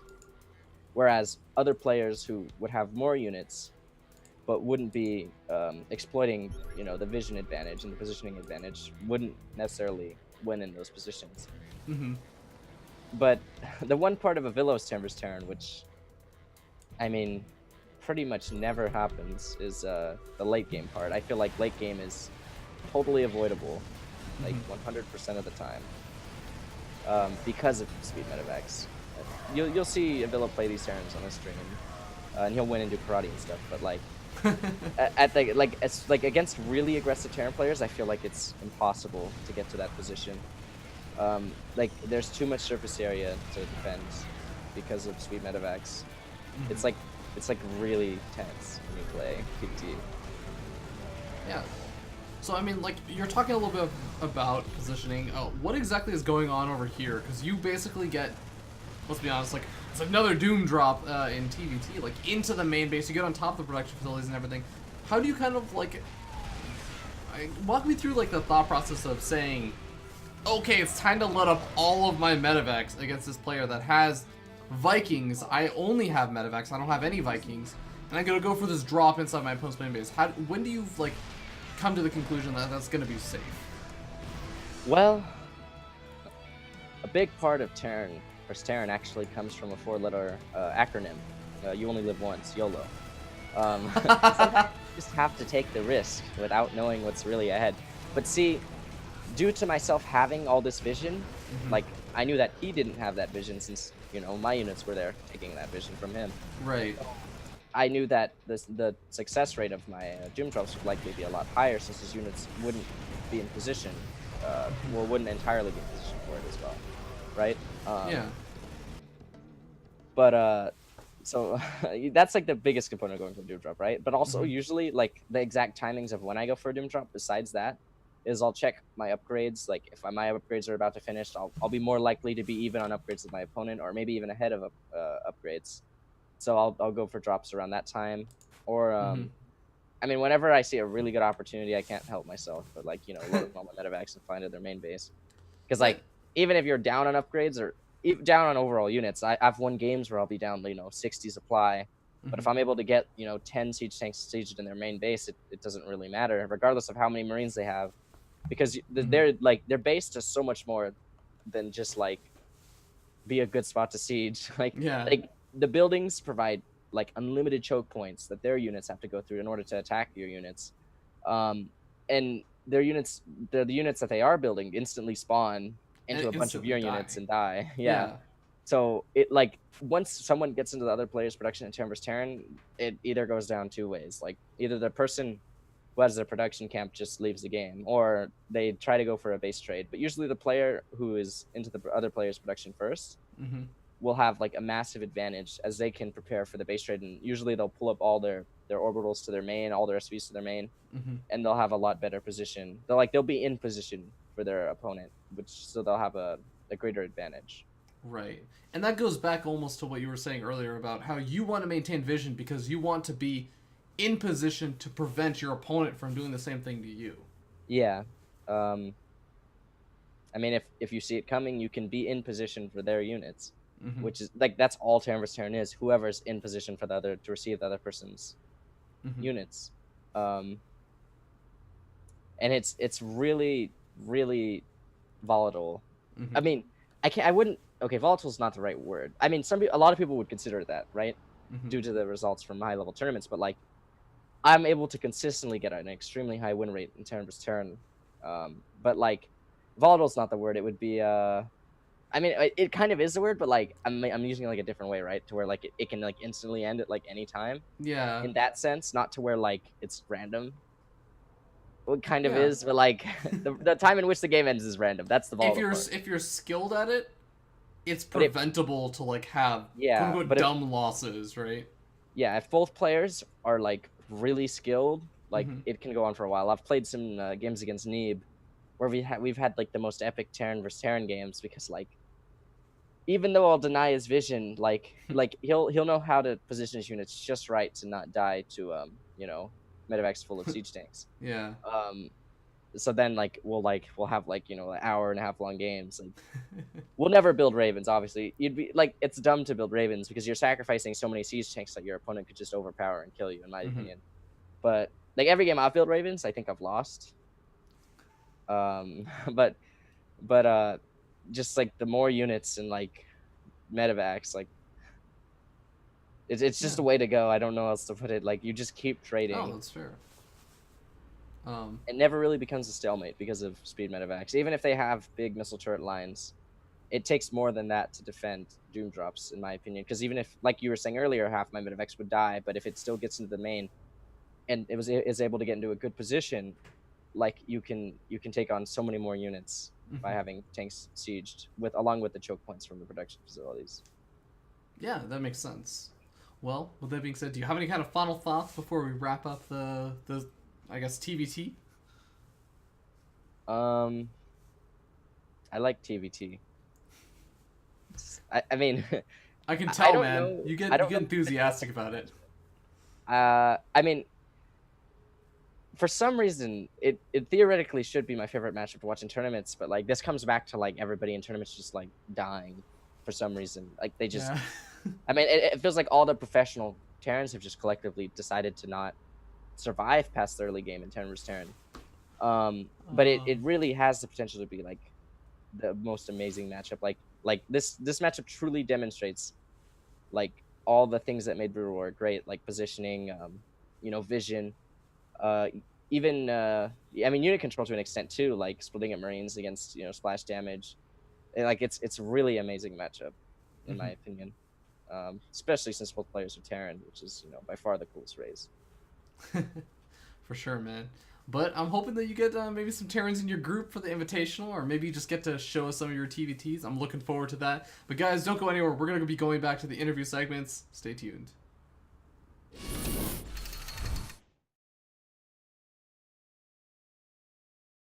Hello, ladies and gentlemen. Welcome back from the Terran vs. Terran. I'm joined here once again by Andrew, aka Intense.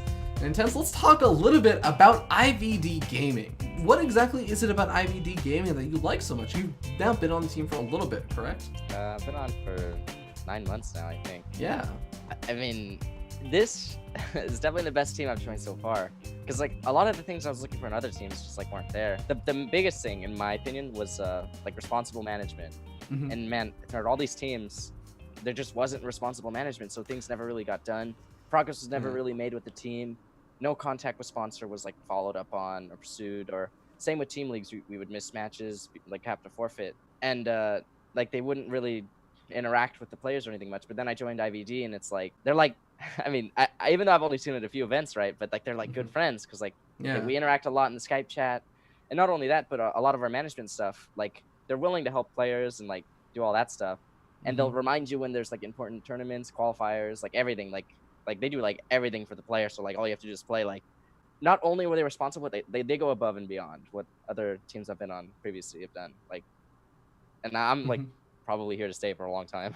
What exactly is IvD offering you, both in terms of like maybe if they're offering you like are you a salaried player?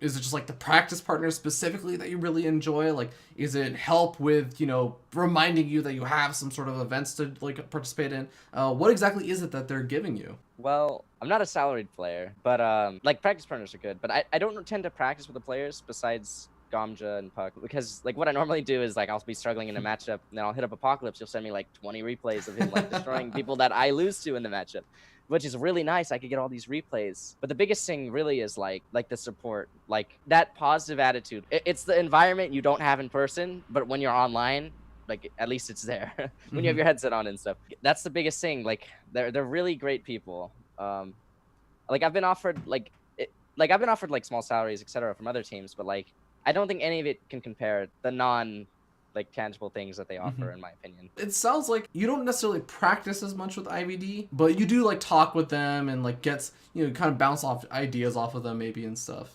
Yeah, they're definitely a lot more honest and trustworthy than like the other North American teams right now, I guess. Well, I do want to ask, like, since it sounds like for the most part you don't necessarily get your practice directly from playing with your your teammates, where do you get your practice from? I ladder.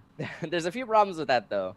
A big problem I was having over the summer, that's changed now actually, is during the summer, like I would be up early in the morning because like that's just how I am. I'd get up at like 7 or 8 in the morning, and then I would get on to play, but I'd like you'd go on a Korean server at 7 in the morning. That's like 4 a.m. in Korea or something. So like nobody would be online, so I wouldn't be able to find games in Korea. So I'd be left having to play in Europe or play North American server. And a big thing with North American server is like there's a few good players, like a very few good players. Like they just kind of just play and just do the same thing over and over again. It feels really repetitive.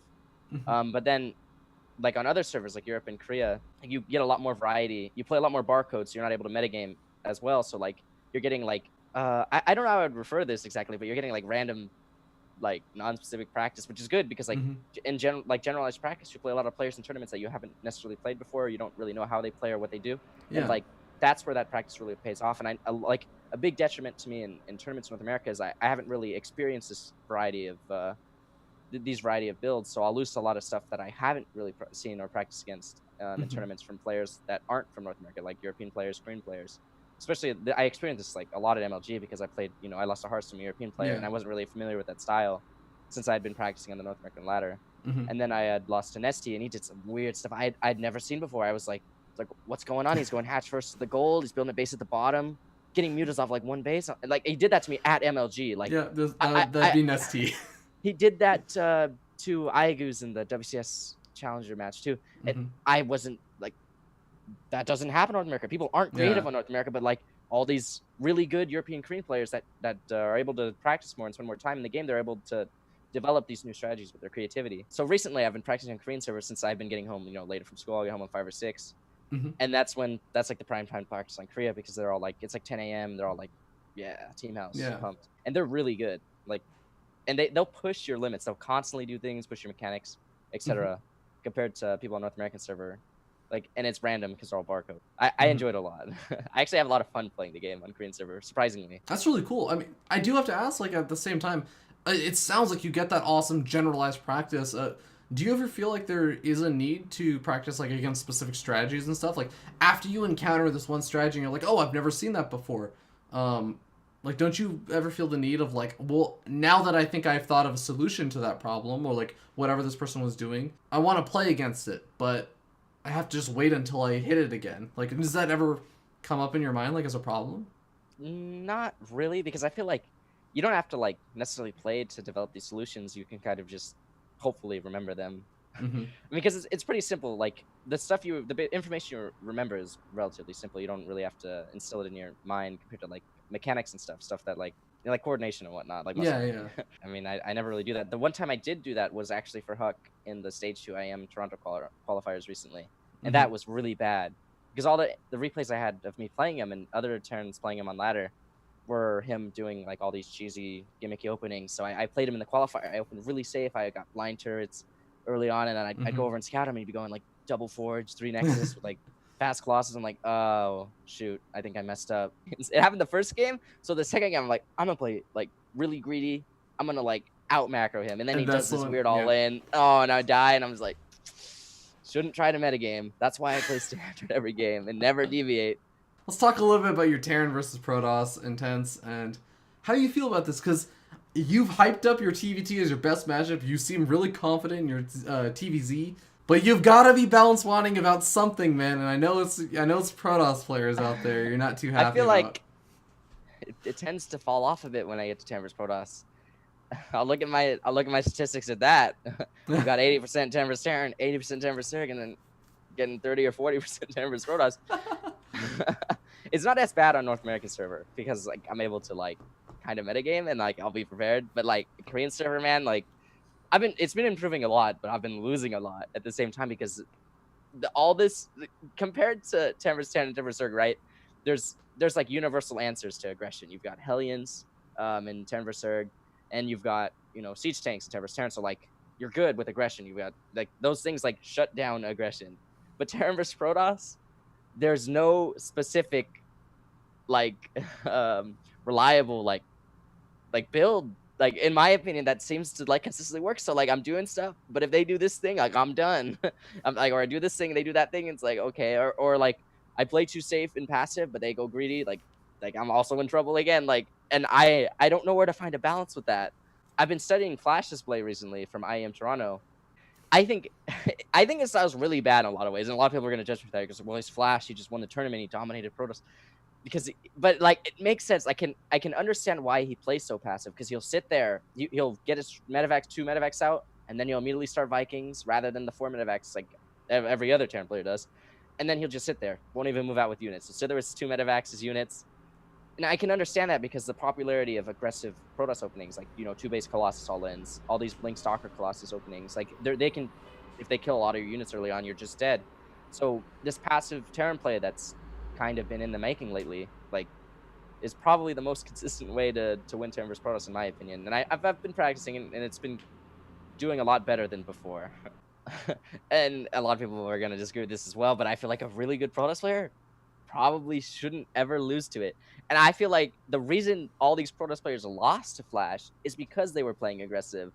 If you see a big thing that I think will change the metagame that people are going to start looking for is they're going to check how many medevacs the Terran player builds at the start, because if they build 2 medevacs, they're probably going to be passive. Like because the only reason you'd build those 2 medevacs is just to have that initial healing power to keep your to repair your bio units and stim defensively. You're not going to be aggressive because you won't be able to heal after your stim packs as often. You'll run out of energy. So I bet you Protoss players are going to look for the 2 or 4 medevacs. If they see the 4, it's probably going to be an aggressive Terran. If they see the 2, it's probably going to be a passive Terran, in which you want to go to Storm fast, so you don't die to an SCV pool, obviously. And then you kind of just want to play the passive game, build a lot of cannons, a lot of Templar, eventually get up to Tempest, maybe when you're on 4 or 5 bases with a lot of Colossus and whatnot. And I feel like that's the way to go, because right now, if you defend that one big timing from the passive play, which is either usually an SCV pool or it's a big maxed out with Ghosts and Vikings, if you defend that, I feel like the game's in your hands because of the Tempest, which is like kind of like a balance thing, but like I feel like the Protoss Tempest like game is a solid unit. Villo agrees. Avila agrees. Everyone agrees. Nerf Tempest, David Kim, please. What do you feel your strongest and weakest attributes in the matchup are as well? Well, I could say what my weakest thing is. I don't think I have any strong points in the matchup. But if I were to choose something out of all these things, probably I mean, I tend to be good at macro games since that's all I do, so we're feeling a little bit better in macro games than in the aggressive early game defense. Weakest is, yeah, falling behind or dying to the large, broad variety of Protoss openings. Like, that's definitely the weakness. But let's go ahead and take a look at the Terran versus Protoss that you did submit. We'll be right back, ladies and gentlemen. Don't go anywhere.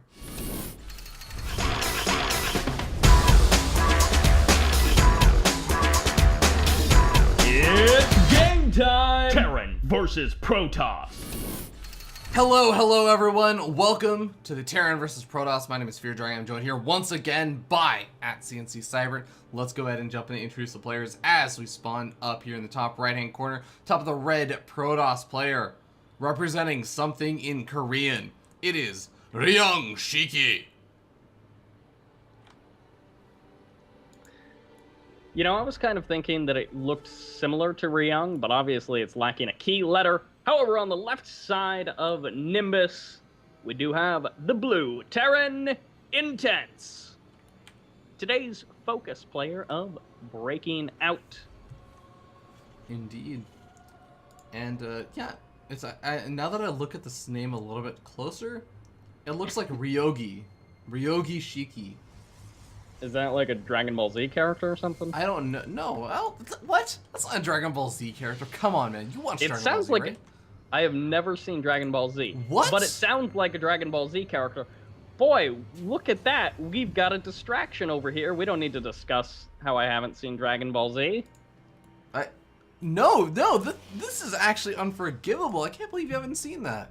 Hey, the Protoss player is building a gateway. Isn't that interesting? Let's talk about that. Not as interesting as the fact that you didn't have a childhood. Oh my god. Alright, well anyways, Terran versus Protoss. Intense, again, he's actually said that, you know, he's a very standard late game macro Terran player, but he's also said in Terran versus Protoss, he is not a big fan of going to the super late game versus Protoss. He has a lot of trouble with it. It's definitely the matchup that he is expressed concerns with the most. So I'm very interested to see, you know, kind of how he's going to approach this. If he's going to put on a little bit more pressure or what. Yeah, of course, there are some semi-aggressive builds. I don't know. It seems people always talk about how, like, high aggro opportunities that Protoss has, but Terran certainly does have some opportunities to put on some aggression in the early game, and I'm sure that we all remember the days of some very peculiar Terran timings, maybe from Wings of Liberty, that were particularly abusive. But, I mean, this is, of course, a different era, and unfortunately for Intense, he's scouting exactly the wrong direction. Poor guy. Yeah, unfortunate. But, you know, I will say that Intense, he's already opened it up with a command center first. Of course, this does cue off the reactionary Nexus immediately after Gateway and before Cybernetic Score from the Protoss player. But one thing I will say is that a lot of Terran players, Intense included especially, have been going for the sort of different style opening for Terran. It's where you actually go for combat shields before stim. And I've talked to Intense about this over Twitter and stuff, and he kind of said that the reason why a lot of Terran players have been doing this more often, and he's actually said that he's done it for quite a bit of time now, is you actually handle oracles a lot better with combat shields.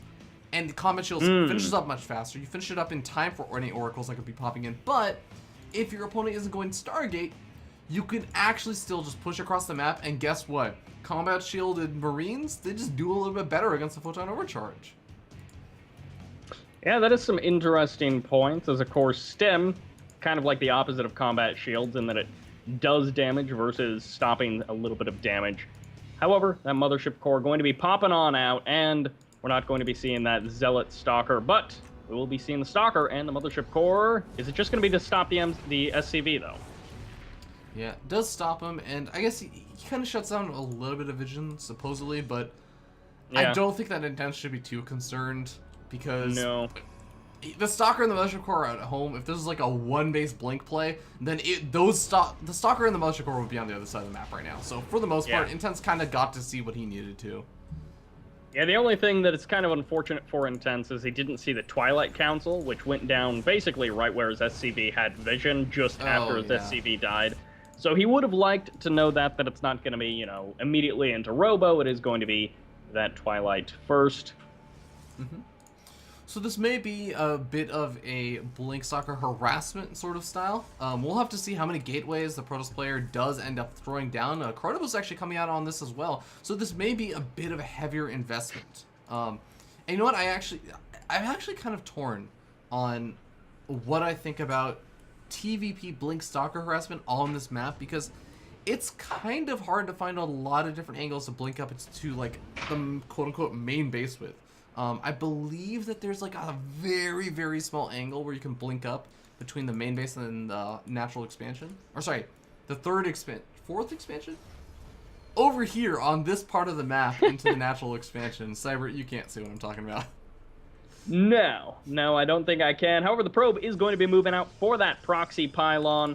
I'm not 100% sure on all of the blink angles because let's be honest, I don't play Protoss very often. But that proxy pylon is going to be going down. 3 Stalkers pulling on up, and of course this blink will be finishing up a little bit after the Stalkers actually get there. So Intense will be like, okay, there's a couple of Stalkers outside of my base. Blink should be finishing up relatively soon, and the Robo facility will be out as well relatively soon. But that combat shield's nowhere to be seen. He did indeed prioritize the stem over the combat shield. So, I mean, that won't be done for this attack either. Yeah, more Stalkers. Well, I mean, the stim I think is going to be a much better option against Blink Stalkers. Combat Shields is nice because, your Marines can maybe survive 1 or 2 more Stalker hits, but the Combat Shields is what allows you to chase down those Blink Stalkers. Even after they blink away, you can still get right on top of them. So he's going to be just trying to buy himself another 50 to 60 seconds until stim finishes up, and then I think that these Blink Stalkers are going to have a much more difficult time doing a whole lot. Yeah, and one thing that is going to be happening is that Warp Prism is almost finished up. And now one thing that we may end up seeing is the Warp Prism, of course, warping in Zealots and then dropping them into the natural expansion, which with the way this map is set up, the natural of our Protoss, Ryogi is what we're calling him, I guess, is away from the Terran, whereas the natural of the Terran is pointed towards that Protoss player. So maybe we'll end up seeing some Zealots. Yes, we do indeed see Zealots. And of course, if you blink Stalker attack at the main, and then at the same time you're dropping Zealots in the natural, can be very difficult for players to deal with. And there's the reaction from Intense. A little bit slow there. He is going to be pulling his SCVs over, just trying to get away from those Zealots while his main army actually makes it up here. He does leave a handful of units still down at the actual main base's ramp, ready to intercept any of those Stalkers that try and poke in. And actually, it doesn't look like Ryogi going to be poking in with those Stalkers. Doesn't want a chance losing them right now. The Zealots, they don't really kill a whole lot of units. 2 workers. No. But he does keep all 3 of the Zealots alive, so honestly, not the biggest deal in the world for either side.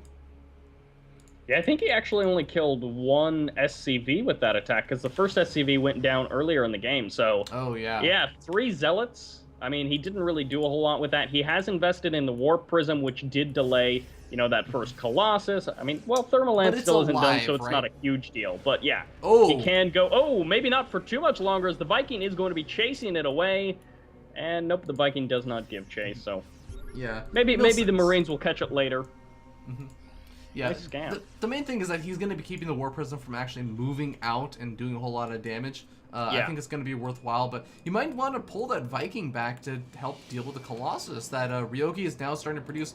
And the longer the Intense waits, the further into the late game he's actually going to be allowing the Protoss player to get. And again, this is something that Intense says he feels like he's on a timer for. You don't want to allow a Protoss player to get up both the Colossus tech and the High Templar tech, because after that happens, you just have such a difficult time getting good engagements as a Terran player. And to be entirely honest, what we've seen from Intense today kind of indicates that he's good with the late game macro as long as he can get like relatively okay-ish engagements, but he's not getting like the greatest engagements in the world. He's relying on that macro. But if your opponent just gets an absolute, he just massacres your army, then it doesn't matter if you have a second army waiting at home. If you don't get a good engagement with that army, you're still screwed. Yeah. A lot of StarCraft does come down to the positioning, and a lot of engagements can be decided solely on the positioning. Looks like that Warp Prism was trying to do something, but wasn't actually able to really do too much. Third base going to be established for both players, although it is significantly later for our Protoss player. At the same time, there's those 2 Colossus that you talked about a little while ago, and we're up to those 8 Vikings. So while he was just on that single starport with the reactor, actually, hold that thought, as a couple of Zealots are going to be dropping in here. 4 more going to be warped in on top of this, or even 5, but there is a small contingency of Marines here to deal with this. They're going to be dead pretty soon here if he isn't careful, so Intense needs to deal with this Warp Prism. He's got Vikings chasing it, and he does deal with the drop in the kind of main to natural as they were heading down that ramp. Yeah. I mean, the Zealots do a fairly decent amount of damage, all things considered, killing off another, like, 6 or 7 workers. And they make sure that Intense's army is still at home. Because, again, you have to look at what the Protoss player is doing. He's getting up the Temple Archives, he's researching Storm, he's trying to get his upgrades going. He's basically trying to power up and chrono boost everything out. So, if Intense has a good Viking count, which, honestly, he has 12 Vikings, it's a pretty scary amount. Intense has a scary enough army that I feel like he could actually really easily tease at a very scary engagement for Ryogi that he may or may not be able to handle with or without good, really good force fields. So basically, he wants to make sure that Intense is staying at home. And that's what he does with the Warp Prism. He keeps Intense at home. And Intense, he's going to be hitting a very awkward situation very soon where High Templars are going to be out as well as Colossus. Is he going to be prepared for it? That is true. He's currently at those 3 ghosts. He's adding a couple more, which is good, because you want to have a reasonable ghost number so that it's not like, oh, I've got 1 ghost and I've got 1 shot at trying to denying these Templar, and if I miss it, then I'm kind of out of luck because I just get my entire army stormed and GG. In this case, he's got a fair number of those ghosts. Now, of course, ghosts not exactly just going to be instant win or anything like that, but they will give him that opportunity to stop the Templar before they get off those dangerous shots.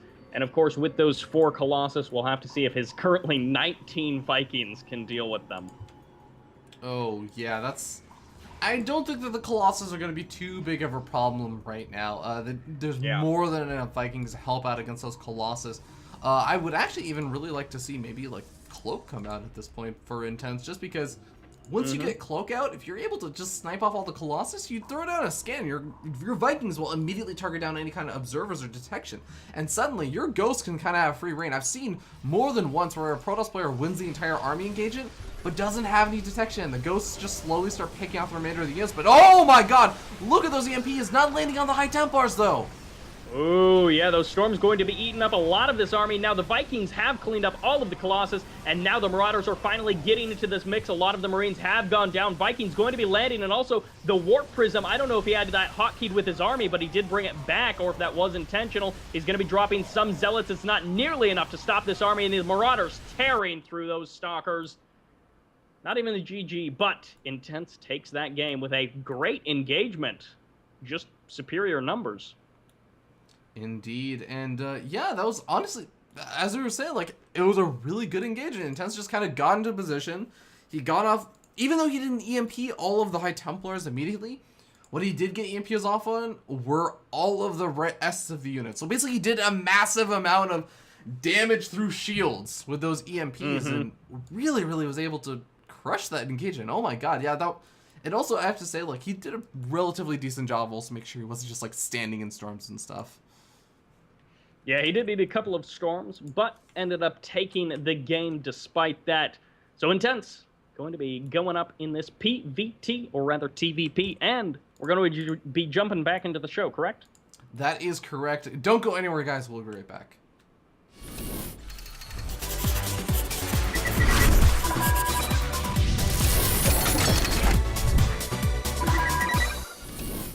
Hello, ladies and gentlemen. Hopefully you guys enjoyed that Terran versus Protoss. I know Intense did, because I know you hate Protoss, so like winning against a Protoss must feel good. Well, that's what you'd think, but I still feel bad after winning against Protoss, right? Oh man. All right, well, like, yeah. Well, it feels like one of those things that I'm not going to do again for a while. And it's like, it lets me realize to the rest, it's like, well, I just won a game against Protoss. Well, time to lose the next 5. Oh my god. So sad. It depends how you look at it, right? Oh my god, I'm gonna name you like Eeyore whenever you play like Terran versus Protoss. Like, well, it doesn't matter anyways because I'm gonna lose the next 5. Oh my god, so depressing. Well, okay, let's revel in the glory of this game that you just won. Break it down for us, man. What was going on in this game? Well, I had just come off the high of watching Flash's IM Toronto replays. I'm like, yeah, I can go win premier tournaments and beat Zest in the final. So I go play ladder on Korean server as well. You get matched against this high masters, very prestigious Protoss player, Ryugi Shiki. I actually haven't heard of him. I'm just trying to. So I picked up on the sarcasm that time. Yes. He is well known against really good, so I can glorify myself, right? Yeah. So I decided to go for a command center first this game because that's all Flash did throughout his entire series, with the exception of one game where he did some dumb bio all-in. I think all all-ins are dumb, so I'm not going to discriminate. Fair enough. So I get my command center 14 supply. Nothing really happens for a really long time. So, all right. So does the fact that it's a 4-player map factor in at all into like the fact that you go for the CC first, or was it pretty much just I want to be Flash, like let's go CC first? I actually like Nimbus. This is probably my favorite Terran vs Protoss map for a number of reasons. Okay, the first reason, always get away with command center first. That's pretty obvious, right? You can play relatively greedy and not die to anything. Second reason is the natural, like the drop, like you can drop at the natural legacy and like everywhere, like drops. Like you've probably seen that at high level of play. Yep. Drops, good stuff. I mean, the third reason is, well, I guess there's only 2 reasons, huh? What? Because see, here's the flip side though, where this map becomes really annoying. I mean, I don't think it's ever really demonstrated this game, but like against some really good aggressive Protosses, like it's hard to defend timings. Like 2-base Colossus all in even is tough. Yeah. Not to mention, you know, those heavy Zealot styles, Zealot Colossus, where they'll get you with the aim move when you're taking your third, or things like that. It's hard to defend because the open space around your third, right? Kind of. Yeah. You get what I mean? Because it's like once those rocks are gone, like you're not sure where to go. You're like, well, I can sit on the ramp and, you know, potentially be cut in half, or I could stay on the high ground and have my third, you know, evaporated, or I could chill at my third and have them potentially get a good concave or a good position in my main.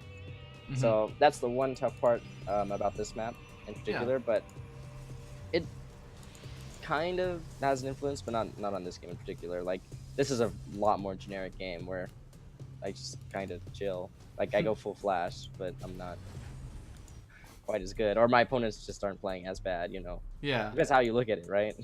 Yeah. So I go for the standard, you know, like 645 factory and engineering bay. You start them at the same time, because if you're building constant marines, right, you don't get any marauder, so you can use the gas to start your starport immediately and a reactor on your factory as long as +1 on your engineering bay. When my engineering bay finishes, you tend to get turrets pretty shortly after. Did I scout this game? No. Scouted a pylon, so I felt safe. No, but what really made me feel safe is I actually had a marine at the bottom of my main ramp that saw the stalkers. So that made me feel like he was going to do, you know, like a ground attack, since he had more than 1 stalker, right? Because usually if they're going Oracle, they'll only have 1 stalker. So I didn't feel like it was that. But I still got the turrets anyways because DTs, I've lost a number of games of those. And you mean like specifically even just like War Prism DTs that could go into the natural expansion, right? Yeah, you never know. He even gets a Warp Prism. Like, this is really standard. A lot of Protoss players have been foregoing, you know, the 3 observers they'd get, like in favor of faster Colossus with like the ability to keep the Terran pin in their base with the Warp Prism. Because if as long as the Terran doesn't see the Warp Prism, like they'll move out and they'll be like, yeah, you know, I got up on my tech, I survived the early game, I'm gonna put some cool pressure on the Protoss, you know, deny their third, and then 4 zealots get dropped in your base, right? And you're like, you know, damage control. We've got units coming out of our production structures, right? We can deal with that. Right. Then it turns into War Prism mode. An extra 8 zealots coming in your base.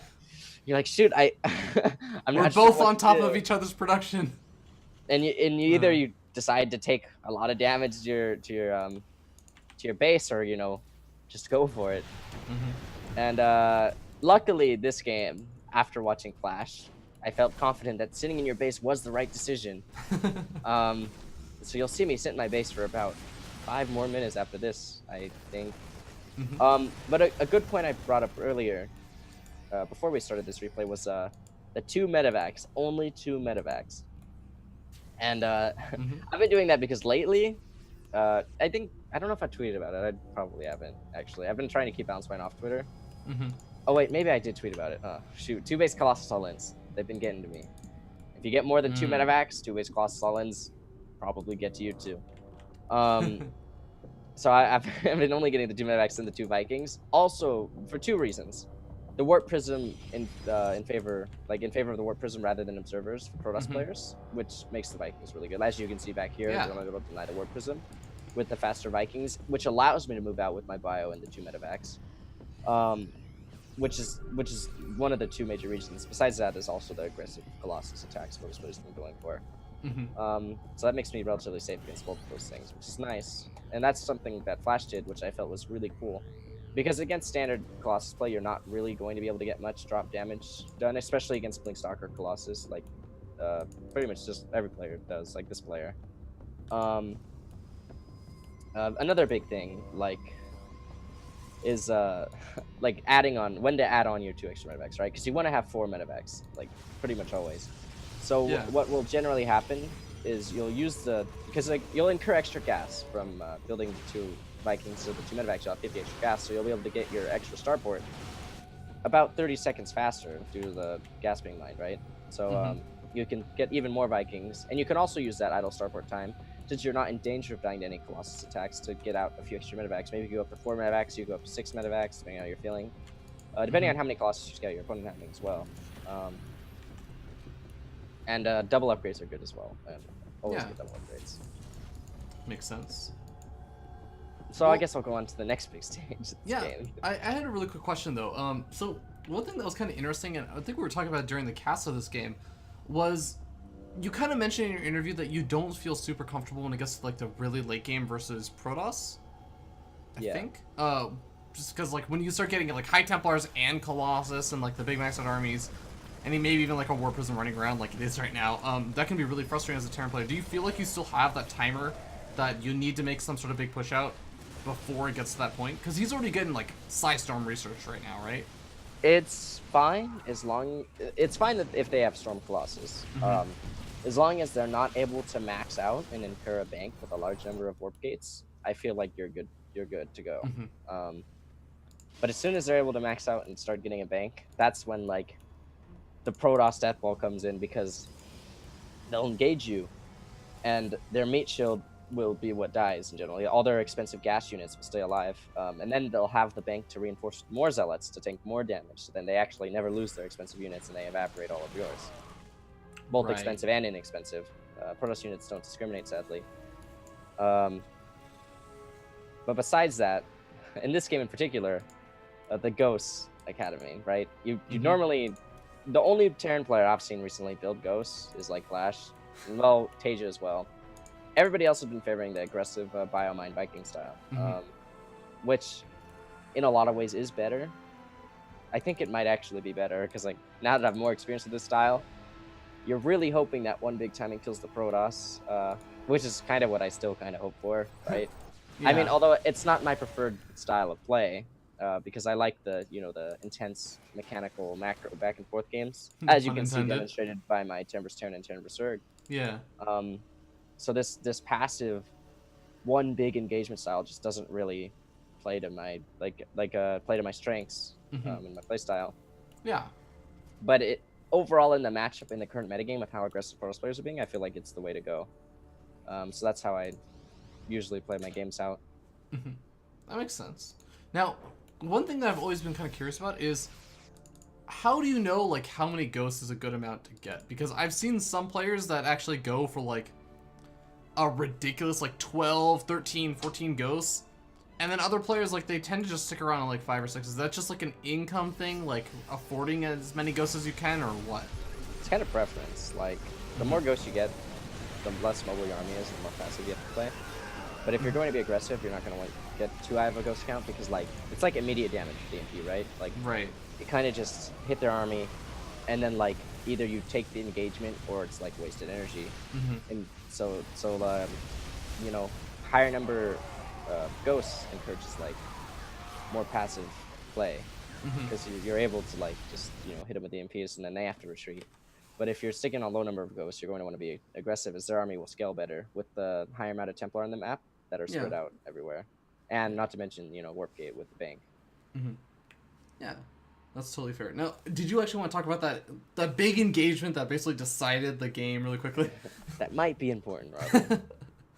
All right. So yeah, break down the engagement for me. You can even like bring it down to like a super slow speed or something if you want when it gets there. We'll fast forward a little bit.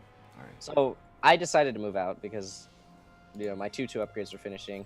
I had 6 ghosts or 5 or 6 ghosts. So let's go back a little. So bam, we're gonna on normal speed here. We've got the big engagement. Okay. Did I scan immediately? No. Okay, well, I don't think I had a scan at this point in time. Oh, I did scan, okay. I scanned to know where to shoot my APs, right? If there's Templar, I'm gonna want to hit the Templar. Ideally, but you don't have to. Because if you're able to EMP their army and kill enough of it, like you're fine, right? But this game, like I was talking about the low ghost count, you kind of just want to EMP and go for it, which is what I did with my low ghost count. I kind of just EMP'd, sacked my ghosts, and then A-click. And I feel like that's the best engagement micro for Terran is to just concave your units, shoot out your EMPs, and then just bam, go for it. Yeah, definitely. And I mean, usually the outcome of the engagement will be determined by whoever has been doing better overall in the game, right? That's how Terran vs Protoss is kind of, it's starting to stagnate in that sense, which is unfortunate. You watched Terran vs Protoss Wings of Liberty, right? Yeah, of course. Favorite matchup. It was your favorite matchup? Terran vs Protoss is still my favorite matchup. In Wings of Liberty? Yeah, man. Oh my god, it was so dynamic. I'm gonna have this conversation with you after the broadcast, but okay. But I'm gonna compare it to in the sense where Colossus openings are currently really popular, and in Wings of Liberty they were like the thing to do. And like the thing with Colossus openings is like they favor this style in which like your army will scale better as you get more Colossus and more units overall, due to their high like area of effect, like destroy everything output. So like it encourages this passive play where the games will come out in one big engagement, like in Wings of Liberty with the current Colossus openings versus like the standard Terran openings. So that's kind of just how it is for most games. The exceptions would be the 99% of games I lose in which the Protoss doesn't do this. They decide to do something else, which may not make sense in my eyes, but it wins and it works, so who knows. Yeah, so one really interesting thing about that engagement was that you didn't actually manage to get like the EMP. You EMP'd the entire army, but you didn't EMP the High Templar themselves, right? So obviously there's like the whole idea, a lot of Protoss players will also tell you, myself included, that you're basically dealing like massive amounts of damage to the actual Protoss army, right? By getting the EMPs off. It's like immediate damage, right? It's like a storm worth of damage, like everything, which is really important. Like especially in the Colossus, that's like half their health. You saw that his Colossus just like instantly evaporated. And even though my army got hit by a wave of storms because I didn't EMP his High Templar, it wasn't as massive because my units were already able to deal the damage that they needed to deal, right? The Vikings were able to kill the Colossus before they died to the storms, and then the Ghosts were able to EMP. So I mean, all of his big damage dealing units that dealt consistent damage, especially area of effect, were pretty much negated due to me having targeted my EMPs on his general army rather than on the High Templar themselves. Right. Okay, cool. So this is actually always a really interesting thing that I've asked Terran players about. But do you feel like going for Ghosts then in like these kind of late game maxed out versus maxed out armies sort of situations is still a good idea, even if your opponent ends up not getting High Templars? Because to be entirely honest, like you were kind of like getting the Ghost before you really had a clear indication that he had started his Templar archives and was getting Storm. I was planning on going for that winning that one big engagement this game, but I feel like, well, there's like there's a few different Terran players that are popular with their Terran versus Proto styles, right? That are kind of different. You've got the Flash style where you kind of just like sit back, chill. Then you wait, you get your ghosts before they get their Templar, and like you get your fast upgrades, and you go for it. Then you've got your Tager style, which is like moderately passive, but he's constant. Like he'll open aggressively, right? He'll actually like be on the map and stuff, but he'll still go for that high number of ghosts behind it. But rather than striking at the big max army point, he'll strike whenever he feels he has the highest chance of winning, based on his aggression, which is cool. And then you've got the Pult style, where you're like constantly aggressive, right? You're constantly building a ton of bio, a ton of medevacs, constantly dropping. Ghosts don't deal extra damage to Nexus, so you don't need to make them. Says Pult. The popular Nexus sniping style, right? Yeah, right. That's also another way, but pretty much your goal with that style that you'll see consistently in Pult's games is he'll get to 3 bases. He'll start to get incur about a lot of money. He'll be out in the map with bio, like only his bio, not his Vikings, not his ghosts, because they're not nearly as movable as speed medevacs full bio. Yeah. And he'll be trying to slow down the Protoss, and behind that he'll get a planetary 4th base and a planetary at his 3rd base, or like wherever his production is running, right? So in the case that his aggression does start to fail, the Protoss won't be able to go for a counterattack and just kill him, even though he'll have started to stockpile those ghosts and those Vikings, because the planetary fortress serves as like a big meat shield that deals really well with gateway units. And I mean, it's hard to say which style is the best. Like, it's like preference. But personally, if I were like good enough, I would probably favor Pult style, just due to how I like playing with the constantly aggressive style. But as of now, like, I'm just playing it simple, trying my best to overcoming your hardest matchup right now, and I can sympathize with that. Definitely makes a lot of sense. Definitely, and it's more like infant stages. Even though I've been playing it since like forever. Yeah. All right.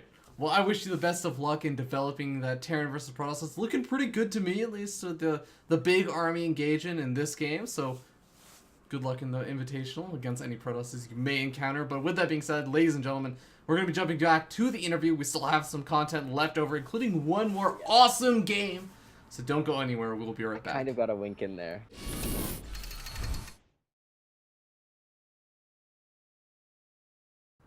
Hello everyone. Welcome back from the Terran versus Terran. My name is Fear Dragon, and I'm joined here once again by Andrew, aka Intense. And Intense, we're going to talk a little bit about your performance in the scene. And I'm going to ask you some of the harder questions that's going to be asked on today's interviews. Why are you different than other players who've tried to break out of the North American scene? I'm going to say the biggest thing is most other players haven't put as much effort as me. I know this sounds like people are going to disagree with that as well, but like, I feel like they haven't, but a lot of that effort I've put in, the reason I haven't succeeded from putting in more effort is because of my mindset and stuff. So like, it's like a weird double-edged sword. So I've never really broken out. When my mindset's been positive and been in an upswing, I'll be close. I'll be right below breaking out. Like, for example, I had some spurs of like success and like some parts of Wings Liberty. I'd get up to like top 100 Grandmaster, maybe sometimes even like one time even like top 50. I was like feeling and then but then like my mindset and stuff, it's the greatest regret I've had in my server career for sure. But I think I'm ready to fix it and break out. Do you feel like you're able to compete with the top North Americans right now? Oh, definitely. I mean, there isn't that much competition, to be honest. It's kind of all been eradicated since WCS. Like, originally, everybody thought, we heard the WCS announcement, like everyone's like, yeah, dude, North America's going to grow. Everybody was practicing. There was like, I'd say like 50 times more active players on the North American ladder at the top than there is now. Like, everybody was practicing. I remember I was like on Clarity Academy. I was psyched. I was like ranked 20 Grandmaster. Like, I was going to be on main team Clarity Gaming. But then 3 days later, like, oh, but it's not going to be region locked. So many North American players stopped playing at that time. Like, it was devastating. Like, nobody was sure what to think, because it not only did WCS, like, don't get me wrong, it created a tournament in North America, but like, it got rid of all these other tournaments at the same time, and put all these regulations and rules and all that, and it just ruined it. Like but luckily I've stuck around long enough for it to become Region Luck, so like it's been a positive experience, but it's been a grueling and dreadful and painful long one. So I mean, hopefully it'll change next year. What do you think has been the hardest part about breaking out of the scene? Lack of opportunity.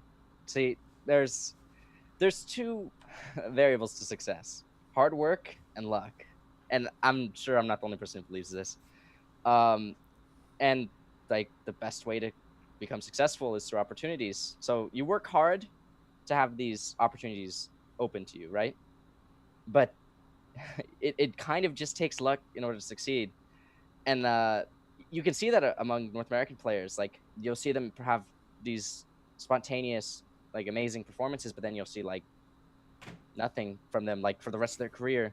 That's like a big thing is just luck, and the only way to increase luck is through increasing the amount of opportunities. And in the North American scene, you had the IAM qualifiers, but those were almost all dominated by Polt and Violet, every single one. And then you had the WCS qualifiers, and there are only, I think, like 4 North American players would get into Challenger, so it was brutal, and there just wasn't enough opportunities for enough players to get lucky enough to be successful. What do you feel are your strongest and weakest qualities? The strongest, I'd say I have a really good ability to focus. When I plan on doing something, I'm able to focus quite well on it and get it done. I'm able to be productive, right? And a lot of people aren't able to do that, and I'm surprised. Especially at this young of age, people don't have as great attention spans as me, because I've developed it through long hours of StarCraft. But weaknesses is, I mean, once again, I'd say arrogance and complacency in a lot of areas of my life. And it sucks because this arrogance is like a lot of, like, I'm not the only egotistic North American, okay? Like, let's be real. So for a lot of North Americans, like outside of StarCraft even, like they get this arrogance, and they almost get this sense of entitlement. And I wish I had never gotten that, because that sense of entitlement and like standard which you think you should always achieve isn't always achievable because of the success and luck variables. And then you'll become frustrated, and it, like, this thing which has the potential to be positive but can't be consistently positive due to luck can turn into something really terrible, and it can spiral downwards. And same with me in my life, is like I'll have these unfortunate times of my life, and it'll just all crumble down due to my previous egotistic nature in my life. Well, that's actually going to do it for this segment. So, guys, hopefully you enjoyed that. We're going to be right back as we jump into the awesome game of the day. Stick around and don't go anywhere.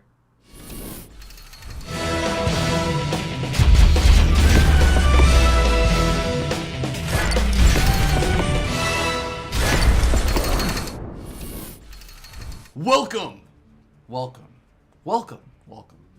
to the awesome game of the day. Joining me here, as always, is at CNC Cyber at CNC. You are insufferable. Let's go ahead and introduce the players as we spawn up here in the top left-hand corner of the map. We have the red Terran player. Yes, it is in fact Barcode Korean Terran. Presumably, because it's on the Korean server. He's my favorite, but in the bottom side, we do indeed have the player of the day, the blue Terran player, Intense. Excuse me, Cybert, that has actually a Barcode Terran player. We don't actually know which one Intense is. Oh, because we can't ask him. How sad. How sad. This would actually be a terrible, because he's in the middle of a game. We couldn't ask him right now. Except it's not live. Oh. The glory of editing.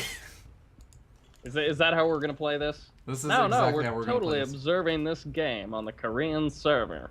At Cyberts, at CNC Cybert, we already see some of the things going on in this awesome game going on.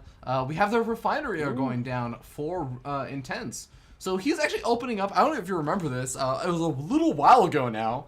It was the Terran versus Terran, and the TVT matchup. And we actually saw Intense go for the exact same kind of opening. Like, he likes to go for this kind of earlier gas geyser. Guys heard during his analysis segment and everything that he likes to go for this sort of early Banshee style. It sort of suits him. But in the meanwhile, what do we see out of the other Terran player? He's going to be going for, I didn't actually check the timings, but it was Barracks first, I know that. Yes. I'm assuming it was 11-11, but I'm not, 100% Barracks sure. take longer to build than refineries. And he is going to go for that SCV Scout as well, which, as we saw in the last Intense game, he didn't go for the SCV Scout there either. He decided to scout with his Marine instead. And, ooh! Oh, man, the Mana Refinery. Steal, of course. That's not something you see very often. I've never really liked these that much in TVT. Maybe I just I don't know TVT stuff that well. But if you see your opponents going for the factory and everything, yeah, this may be able to deny your opponent from getting up a really fast second refinery. But honestly, I don't think that rushing out Cloak that quickly is actually that important. That's the only thing I can imagine this refinery being used for, is to rush out Cloak. But you're already seeing the factory, so what's the point? Yeah, I don't know if it's going to be making enough of a difference. It will, of course, be delaying that extra gas, but I'm not the mathematician enough to know if it's going to be making a huge difference. We do have the reactor on the way for our Barcode Terran, and the factory after the CC on the high ground. They're both Barcode Terrans, damn it. Look, the Barcode... Look, we're calling the one guy Intense and the other guy Barcode, so... Can we come up with a cool name for the other Barcode Terran player?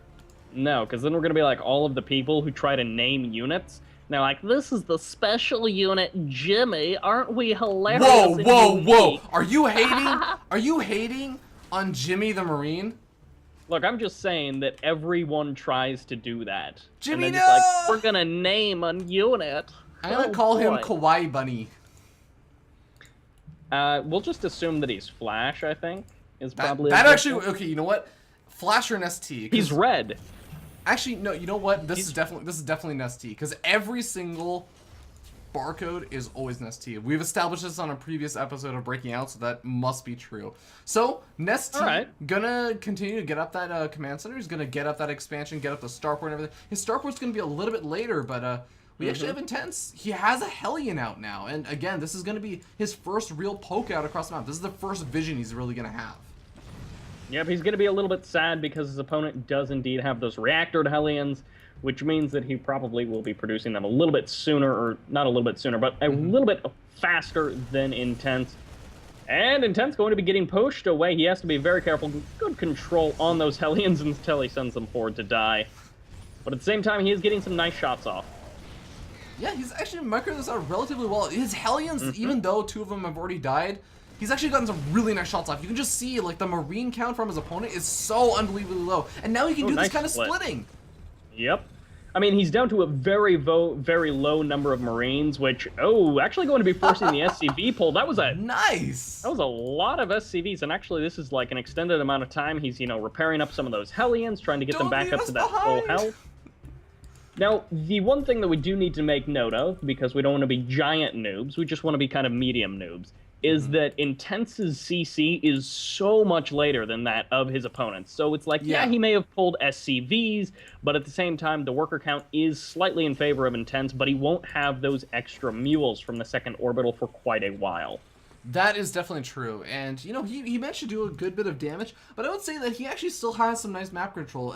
With these Marines out on the map right now, he's going to at least force out, these Hellions to try and engage the Marines. He's going to have a good idea of, exactly when the command center tries to land down over there. I think Intense, actually, he should be okay-ish. I think he should be able to get it down over the natural expansion right around this same-ish time.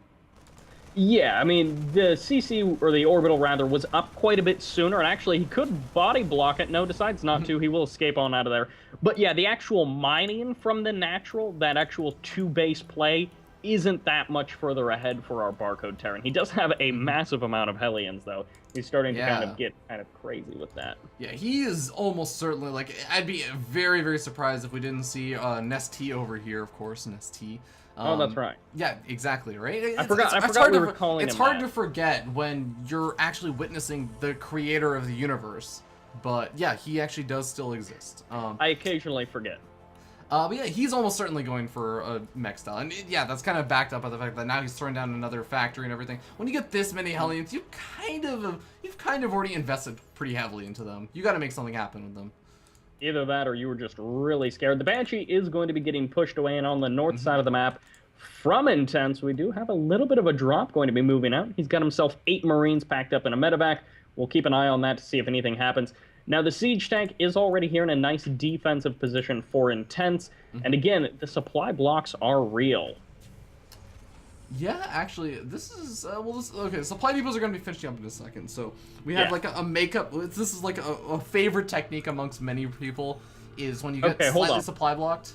Hold on, what's the deal with barracks against Intense, like, scouting drops? In both the TVT and in this game, we saw that. I don't know, man. I think, you know what, if you're going for the mech style, it makes sense. I don't know what was going on in that other TVT, but... No, I mean, specifically against Intense. It's like his opponents always know, if I send my barracks out right over here, I'm going to scout that Intense drop. That Intense drop, man. I don't know. He is a pretty intense dropper. But, you know, at the same time, he is going to be pushing in from the front, so not to be classified into just one exact sort of playstyle or aggressive style of aggression. Exactly. The Hellions going to be darting forward, of course, with the tank for backup. He's going to have to be a little bit careful. Now, the Raven is here for Nesty, which means we could end up seeing something, maybe even seeker missiles, but get brought into things to help deal with that tank. And the surround is so nice from Nesty. Not often do you see Hellions one-shot a siege tank. Yeah, I don't think I've seen Nesty do that very, very often, but he just accomplished that, and now with Blue Flame Hellion upgrade, now researching, obviously not going to help out with the siege tanks, but it's going to help out against those Marines that Intense has been doing. And yeah, I want to take it back to something he said during the interview really quickly, because Intense has said, like, this is something he always likes to do. He likes to just go for the bio style in all of his TUTs. This is, like, what he always does. So I'm not expecting him to see going, like, heavy mech or anything. He's going to add on Marauders instead. This is so scary, though. Like, how do you deal with this many Hellions with Blue Flame just finished up? You build 3 bunkers at your natural and hope you can hold off this many units. Now, this is going to be a lot of Hellions heading in here, about 20 or so in total. The bunkers are going to be real, and these SCVs are getting some pretty good repairs. There's a couple of Marauders mixed in, or at least there was, which are going to help them deal with that. And yeah, Marauders versus Hellions, at least Marauders versus mech in general, do pretty well. And amazingly enough, even with the SCV pull, like, there are actually almost no workers that actually ended up dying over there. Intense holds. Yeah, he loses a lot of his units, but he holds. And that's actually really impressive. He's lost 19 Hellions this game, and Nesty has, which is quite a few. Wow. Yeah, the number of Hellions that have gone down is almost as many as the number of Marines. And Hellions, I'm gonna let you know this, Silas, but Hellions cost 100 minerals, and Marines only cost 50. I don't know about that. You know? I read in a math class that more numbers is higher. I don't know about that. You read it in a math class? I read it in a math class. That's true. Anyways, wow, there's no recovering from that. Intense actually this is worse than my Intense pun setup. I mean, that was bad, but this is wow. What is Nest 2 doing though? What is he doing? Look at him with his Hellions. This is totally a good distraction. I really actually like what, if you just take a look at the vision right now of Nesty, he actually has insanely good vision right now. Like, he has a vision of everything except for this double medevac drop that's actually just sitting in between, like, the random units from Nesty. It's actually just barely out of vision range of everything. I don't know how he managed to do that, but yeah, that is like the exact sweet spot. And Intense, he will be moving out onto the map a little bit here, which of course that does get spotted by Nesty. And Nesty, he's starting to work up to those siege tanks. He's not just building Hellions, because, I mean, once you get past a certain point, it's like, how good are your Hellions really? Yeah. But in this case, he's actually, you know, he's getting Hellbats, getting up to those siege tanks, which is much nicer. Yeah, definitely. Now, the double medevac drop from Intense did actually get scouted out by a couple of those Vikings. The Vikings actually managed to snipe off one of the medevacs. That actually might not seem like the biggest deal, but it does stop him from doing a lot of drops into the natural expansion. But Intense doesn't care. He's going for the drop over in the main base. One missile turret over there, as well as a couple of Vikings, but they're just not there in time. Yeah, he will be able to clean up quite a few SCVs. Maybe not a huge amount, but he will be getting some, and a couple of Hellbats, which are they're broken away from support.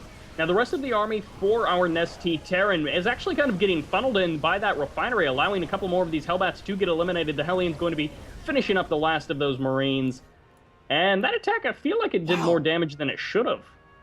these two players are actually about what 106 resources away from each other in terms of units lost. That's actually impressive. Wow.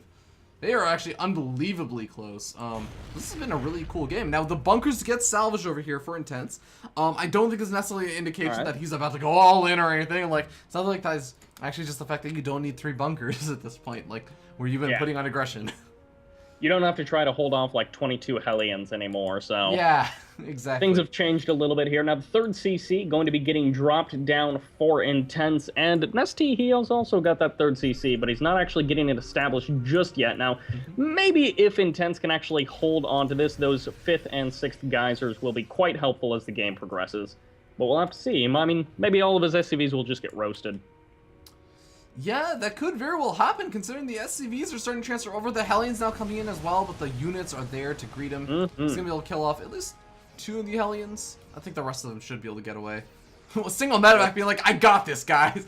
Oh, I'm no. I'm going to heal them to death. That's actually so cool. That's actually so smart. That was an intentional move by Intense. He says, you know what? I know the Hellions over there. You know what I can do? I'm going to mess with my opponent. I'm going to tax his APM. I'm going to send out an empty medevac. Right over the Hellions, and now my opponent, he's gonna try and prepare. He's gonna have to try and like keep his units at home and prepare for this. And now Intense basically just sees his map control. That is actually so cool. Now, will he be able to do anything with this map control? I think he's going for the deny on the third base, but he's like, yeah, okay, so the scan is revealing, oh, there's actually no third base, so I'm actually fine as long as I don't die to this next upcoming attack. I'm actually not in the worst position. But a pretty big doom drop going to be coming in. This is a lot of medevacs full of units, 6 or so. Where are they going to be dropping now? Our Barcode Terran, okay, so he drops half on the high ground, half on the low ground, but the Nesty's army is not at home. He's going for the base trade. Oh my god, this is actually so strange right now. I mean, he has a very immobile army right now. He's even pulled some SCVs, but these Hellbats, these siege ships, it would take so long to get back at home that honestly, Intense's army probably could have just done the damage and lifted off and gone back home and defended just fine. So he has to do this now, but where the hell does this game go, Cybert? Intense is definitely going to have a nicer position. He's got a bit more of a spread out base, while Nesty, I mean, he's flying away that orbital, but for now, all of his production, all of his infrastructure, it's all just very centralized, and until he lands that orbital, he's got only really 2 locations for Intense to clean up, while Nesty, on the other hand, he has to clean up a wider range of space. That's definitely true, but you have to remember this mech army is going to be very, very good at direct engagement, so, I mean, that's something that Intense has to keep in mind. He has to know, you know what, I can't try and I honestly just can't even try to engage this army with the handful of units that I have over here in the main base. I need to regroup and get a great flanking position or something to try and deal with this. I also want to know, just take a look, there's actually, because right now it's a TVT, we have buildings lifting off and floating over to like corners. We have 3 Vikings left over for the Nesty. Nesty lands his Vikings. I guess that's okay, but Intense does have a single Viking left over. Oh, yeah. I mean, part of it is going to be coming down to that 4th base location. As much income as he can get to try to get out some anti-air just so that he'll eventually be able to hunt down those buildings. But yeah, you mentioned the engagement. If Nesty is able to force an engagement by just spreading out all of his orbitals all across the map, if he's able to force that engagement, which actually, oh my gosh, he might... Okay, so he's flying over to the 4th of Intense. But yeah, if Nesty is able to force the engagement, he could really take this game. He's moving in with the army. Actually, he was kind of cornered. I honestly would have liked to have seen him maybe just like lift off with those medevacs, but ends up losing all that army supply in the main base. Now, actually, before that, he was up a good like 40 army supply. Now he's actually down. Well, okay, he's not down, but he's only 15 army supply ahead now, so it's not nearly as big of an advantage as he did before, or had before. Yeah, and I mean, a lot of the army supply for Nesty is in those siege tanks. And what do siege tanks do very well? They kill bio very, very well. So again, one misclick, one little slip up from Nesty, and suddenly it's just siege tanks versus siege tanks, and his army supply does dwindle. Goodbye, orbital in the north. So Nesty starting to lose a lot of stuff. A lot of supply depots going to be going down in kind of the right side. And he's moving a couple of factories, so he's going to be able to produce a couple of units, and he will be on basically 1 base eco. Yeah, this is actually a really smart decision from Intense, the fact that he's building supply depots over here, because if you look at this, both of these players know where each other's main armies are, right? So he's actually he's moved his army into a position that'll defend the location of the new expansion he just took. Yeah, and actually Intense, he's moving down to the bottom side. He's like, hey, are you at my 4th base location? You are. Is your army completely out of position? It is, and I've got Marines, which can shoot up. Indeed, and he's going to actually be doing a lot of damage over here. The command center needs to get over to the high ground before it starts burning. He does manage to get it over there, but Siege Tank's now sieging up. Oh, Intense! He's raiding some Marauders, and he's losing a lot of his units. The Helmet's now going to be right on top of all of these Marines, on top of all of the Siege Tanks. And can Nesty actually break Intense right now? A couple of more tanks are still remaining, but the Vikings can land if they have to. It'll basically be suicide at that point, but... Ooh, trying to bait out. Silas, there are no more orbital commands. There's only 2 SCVs left, but there's only 12 minerals left over. There's nothing left in terms of buildings for Nesty. He's not okay. He's building a command center. He's got a Banshee. He's building a command center over by all those missile turrets. Oh, he does have a Banshee. Does he? Yeah, oh my God, he's got a Banshee with Cloak, and if there's no scans available... Well, no, that orbital command isn't finished yet. Ooh. Oh my God, even if there was an orbital command finished up, or when it does finish up, it's going to have a scan, but he can run away. There's only 5 Marines over here. It's going to be so close. Oh! With 12 HP, and I mean, this Banshee, it may not have a huge amount of damage output by itself, but he will be able to slowly pick away at that army. That scan was indeed used. Goodbye 1 siege tank, and there's still, 4 or 5 siege tanks remaining for Nesty.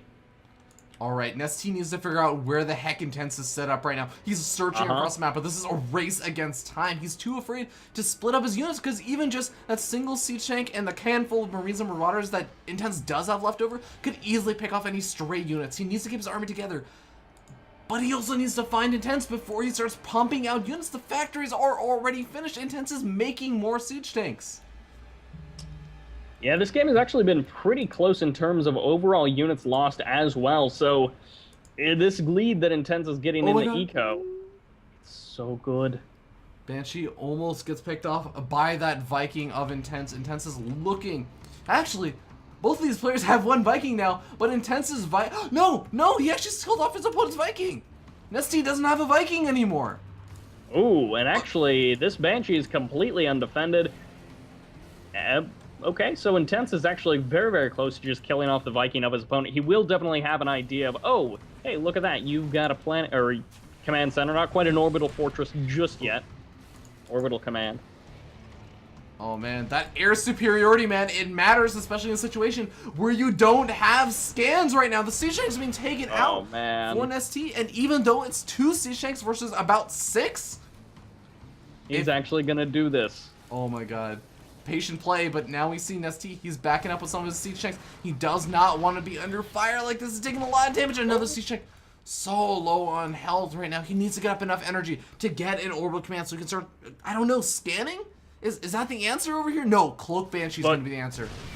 If he actually does end up scanning, can he actually provide enough scans? Well, I guess he doesn't need to because the scan was very late from Intense. Intense still doesn't actually get the kill on that Banshee. Oh man, that is a value Banshee right now. He's on the hunt. Can Intense actually clean it up? Oh, I mean, the Banshee should be able to cloak, but this is still worth it for Intense, because he can still just force the actual, there's actually a lot of missile turrets over here. But he can still actually just try and force the cloak out. And that'll just waste the energy. That means that he can't really be as aggressive with it. And he does scan again. He's got 1 shot. He gets it. So that kind of removes part of the air superiority. That removes at least the damage output part of the air superiority. Of course, the vision still can be provided by the medevacs. But the longer this game goes on, the more and more that our Blue Terran Intense is just going to be feeling so much more comfortable. I mean, he's already in not quite an instant win position because he still can throw this game away in a massive game of throws. Yeah. But he's in such a good position. It's gonna have to be a really big throw, to be entirely honest. Now, Cyber. I mean, he has an expansion right now. Okay, he's decided I'm gonna start the game over in the location that neither of us spawned, and now he has an army. He's pushing in. He also still has that Viking alive, so he has the vision right now. He's killing up. Whoa, that siege tank. There we go. Flew out crazily, but forces out the GG over there in a honestly pretty awesome game. Yep, and at the end, our Nesty Terran was just like, hey, you totally don't have a bunch of things, right? So I'm Wait a totally second. still in this. Wait a second, I play Zerg. Yeah, and then he's like, oh, wait a second, you've actually got a main and a natural. Oh Of yeah. course, Scouting yeah, of out with course a we can medevac. see this, but yeah, Nesty is just like, oh, no, I guess I am dead. Well, shoot. Indeed. But thank you guys so much for checking that out. We're going to be jumping back to the interview. Don't go anywhere.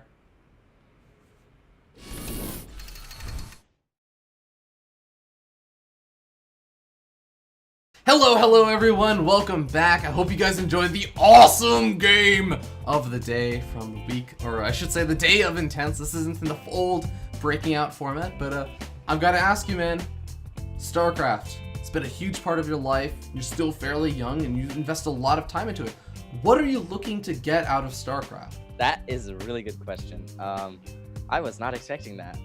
Well, I guess it depends how I look at it. I mean, ideally, through a positive self-improvement based perspective, I'd like to grow as a person, develop better skills in areas of my life. But like in a tangible sense, I'd like to be famous and win a lot of money, but that's might not happen. I don't know. We'll see after I break out. And I gotta ask also, like, kind of as a follow-up to that, where's your goal set right now? Is it Code S? GSL Code S? Like, WCS Championship? Like, just challenge it? Like, what is your goal in StarCraft? I mean, I don't know exactly. Well, my goal is always going to be like the highest possible, right? I'm only going to play for so long, most likely, because I'll play throughout this school year. If I happen to be really successful, then I might delay a year of university, pursue being a pro gamer, maybe travel the world, because that would be my goal. It would be to travel to all parts of the world, because I've wanted to do that, and like doing that while playing my favorite video game, like that'd be pretty sick. And winning money and getting famous, all for free, like paid for, like that would be sick. That's probably my goal, is to, I'd say, visit at least every continent in the world. Would you really consider going full-time then? Yeah, but I'd say no more than a year or two. Mm-hmm. I'd say I would be a pro gamer just to travel the world, and just that'd be like the biggest thing, because like if I were to take time off college regardless, it would definitely be traveling the world, learning, like seeing the different people around the world. That would be great. So like either way, it would be doing what I'd want to do ideally. So I mean, once I've done that, I don't see much point of sticking around, sadly. As for the longevity like of StarCraft, which is kind of what you were getting at there, but you kind of like went into like how long I want to stay in esports. I feel like I mean, I don't want to be negative here, but like I mean, it really all depends. It's all, the ball is in Blizzard's court right now. If they add a self-sustaining system, like with microtransactions or transactions, etc., in StarCraft, and like to constantly update and improve the game, then yeah, it could go on as long as Brood War did, 10, 15 years. But if it doesn't, if they just release an expansion and it's like Heart of the Swarm, we've probably got 2 or 3 years left on StarCraft. I mean, it sounds bad, but like we need something to continually update to compete with all the other popular esports. And I mean, we'll see how it goes. It's all up to Blizzard. All right, the hard-hitting question that I always ask everyone is, when you come on the show, you're trying to break out. Why are you worth rooting for? Why should people be cheering for you on to try and like make it and break out of the North American scene? Well, I'd say compared to, I mean, I'm getting so many hasty generalizations here with all my answers, but compared to, I'd say, almost all other North American players that are still actively competing, I'm probably more passionate, because I'm more passionate overall, right? Like playing, like in dedication itself, I'm probably not as passionate as some of these people, like you have Petraeus, whatnot. But like in an overall sense of StarCraft 2 esports, like I've been involved in a lot of different ways. I've blogged, I've promoted like all these things to help StarCraft, help like the esports side of it, like outside of gameplay, that a lot of other North American players aren't doing. Like none of them really are. They just are like never been for themselves. But like they realize everybody in this esports bubble needs to work together in order to keep it alive, to keep the dream alive.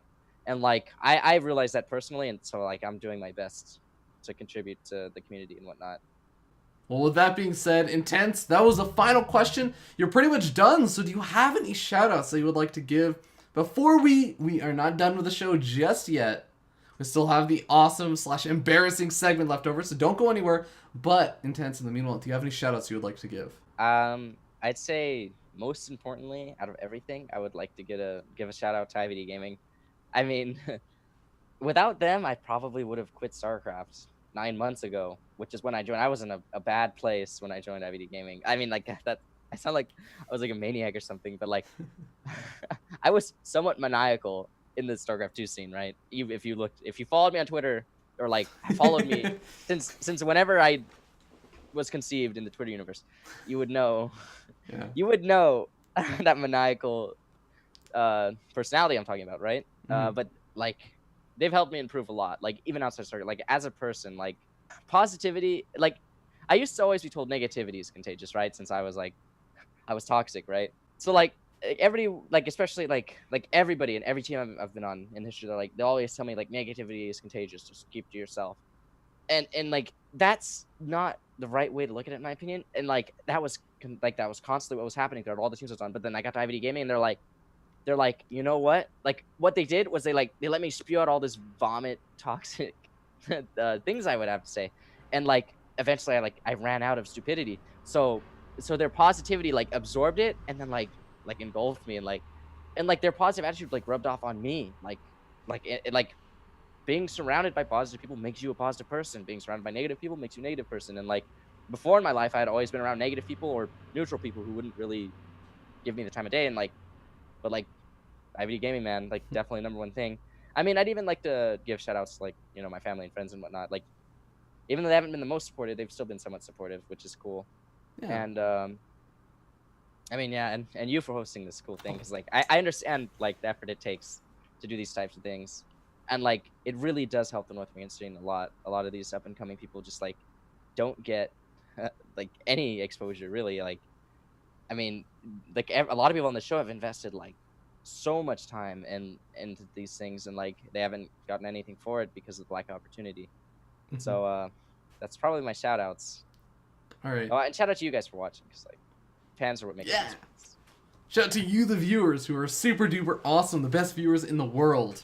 Says Intense, endorsed by Intense. When you make it like big and you're like winning dream hacks and stuff in like a year and a half, actually let's be honest, in like 5 months. Yeah, it's gonna be faster, right? I'm gonna post this video on Reddit and be like, look, see, he said people who were watching this at that time, those viewers, they were amazing. Dude, they I were would the get best. the sickest. They're gonna know who they were. If I got really like good and popular and stuff, and like this stuff was on Reddit, I would like I would be happy. I would be really happy. I'm happy, like, cause like I don't know why, I'm awkwardly happy lately, so I'd be extra happy. So let's hope for the best.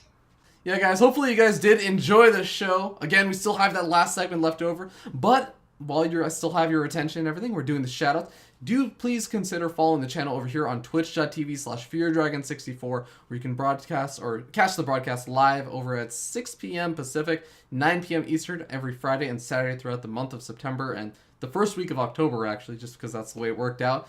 But also you can catch all the VODs over on youtube.com/FearDragon64. In case you were wondering, I mean, I don't actually just change clothes every 10 minutes or 5 minutes or whatever. Neither does Intense over here. This was actually all pre-recorded, so the VODs actually, if you're watching this live, they're probably already available on YouTube. They're actually probably there. You actually could, if you were smart enough, watch the last 4 minutes of the show while it was still being broadcasted on Twitch, if you were that smart. So you should go ahead and subscribe to the YouTube channel, youtube.com/FearDragon64, and go ahead and do that. And then you can tweet and be like, ha, I spoiled everybody on like what happens at the end or something. I'll be like, okay, well, you're banned in the chat now. So anyways, guys, enjoy the rest of the show. Enjoy the embarrassing segment where Intense, you're going to find out what you have to do. We'll see.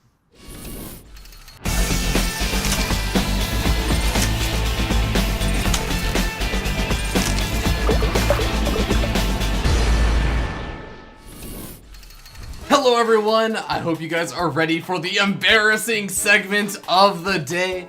I'm joined here once again with Andrew, aka Intense. How you feeling, man? Good. You don't sound very good right now, but that's good. I got this. All right, man. I gotta hear it. What is first off, for anyone who's tuning in for maybe the first time of breaking out, the embarrassing segment is where I force a player against their will to do a unit impersonation for 30 seconds. It must be at least 30 seconds. I will not let them stop until I've seen them do it for 30 seconds, and they must be sufficiently embarrassed afterwards, or I just make them redo it. So, Andrew, what the heck is your unit impersonation going to be? A Viking. A Viking. All right. Okay, Viking doing anything particular, or just like a Viking? Landing and going back up, I guess. And I love it. I love it. All right, man. Go get set up. Let's do this. Don't judge me, Marco. Ready to plunder.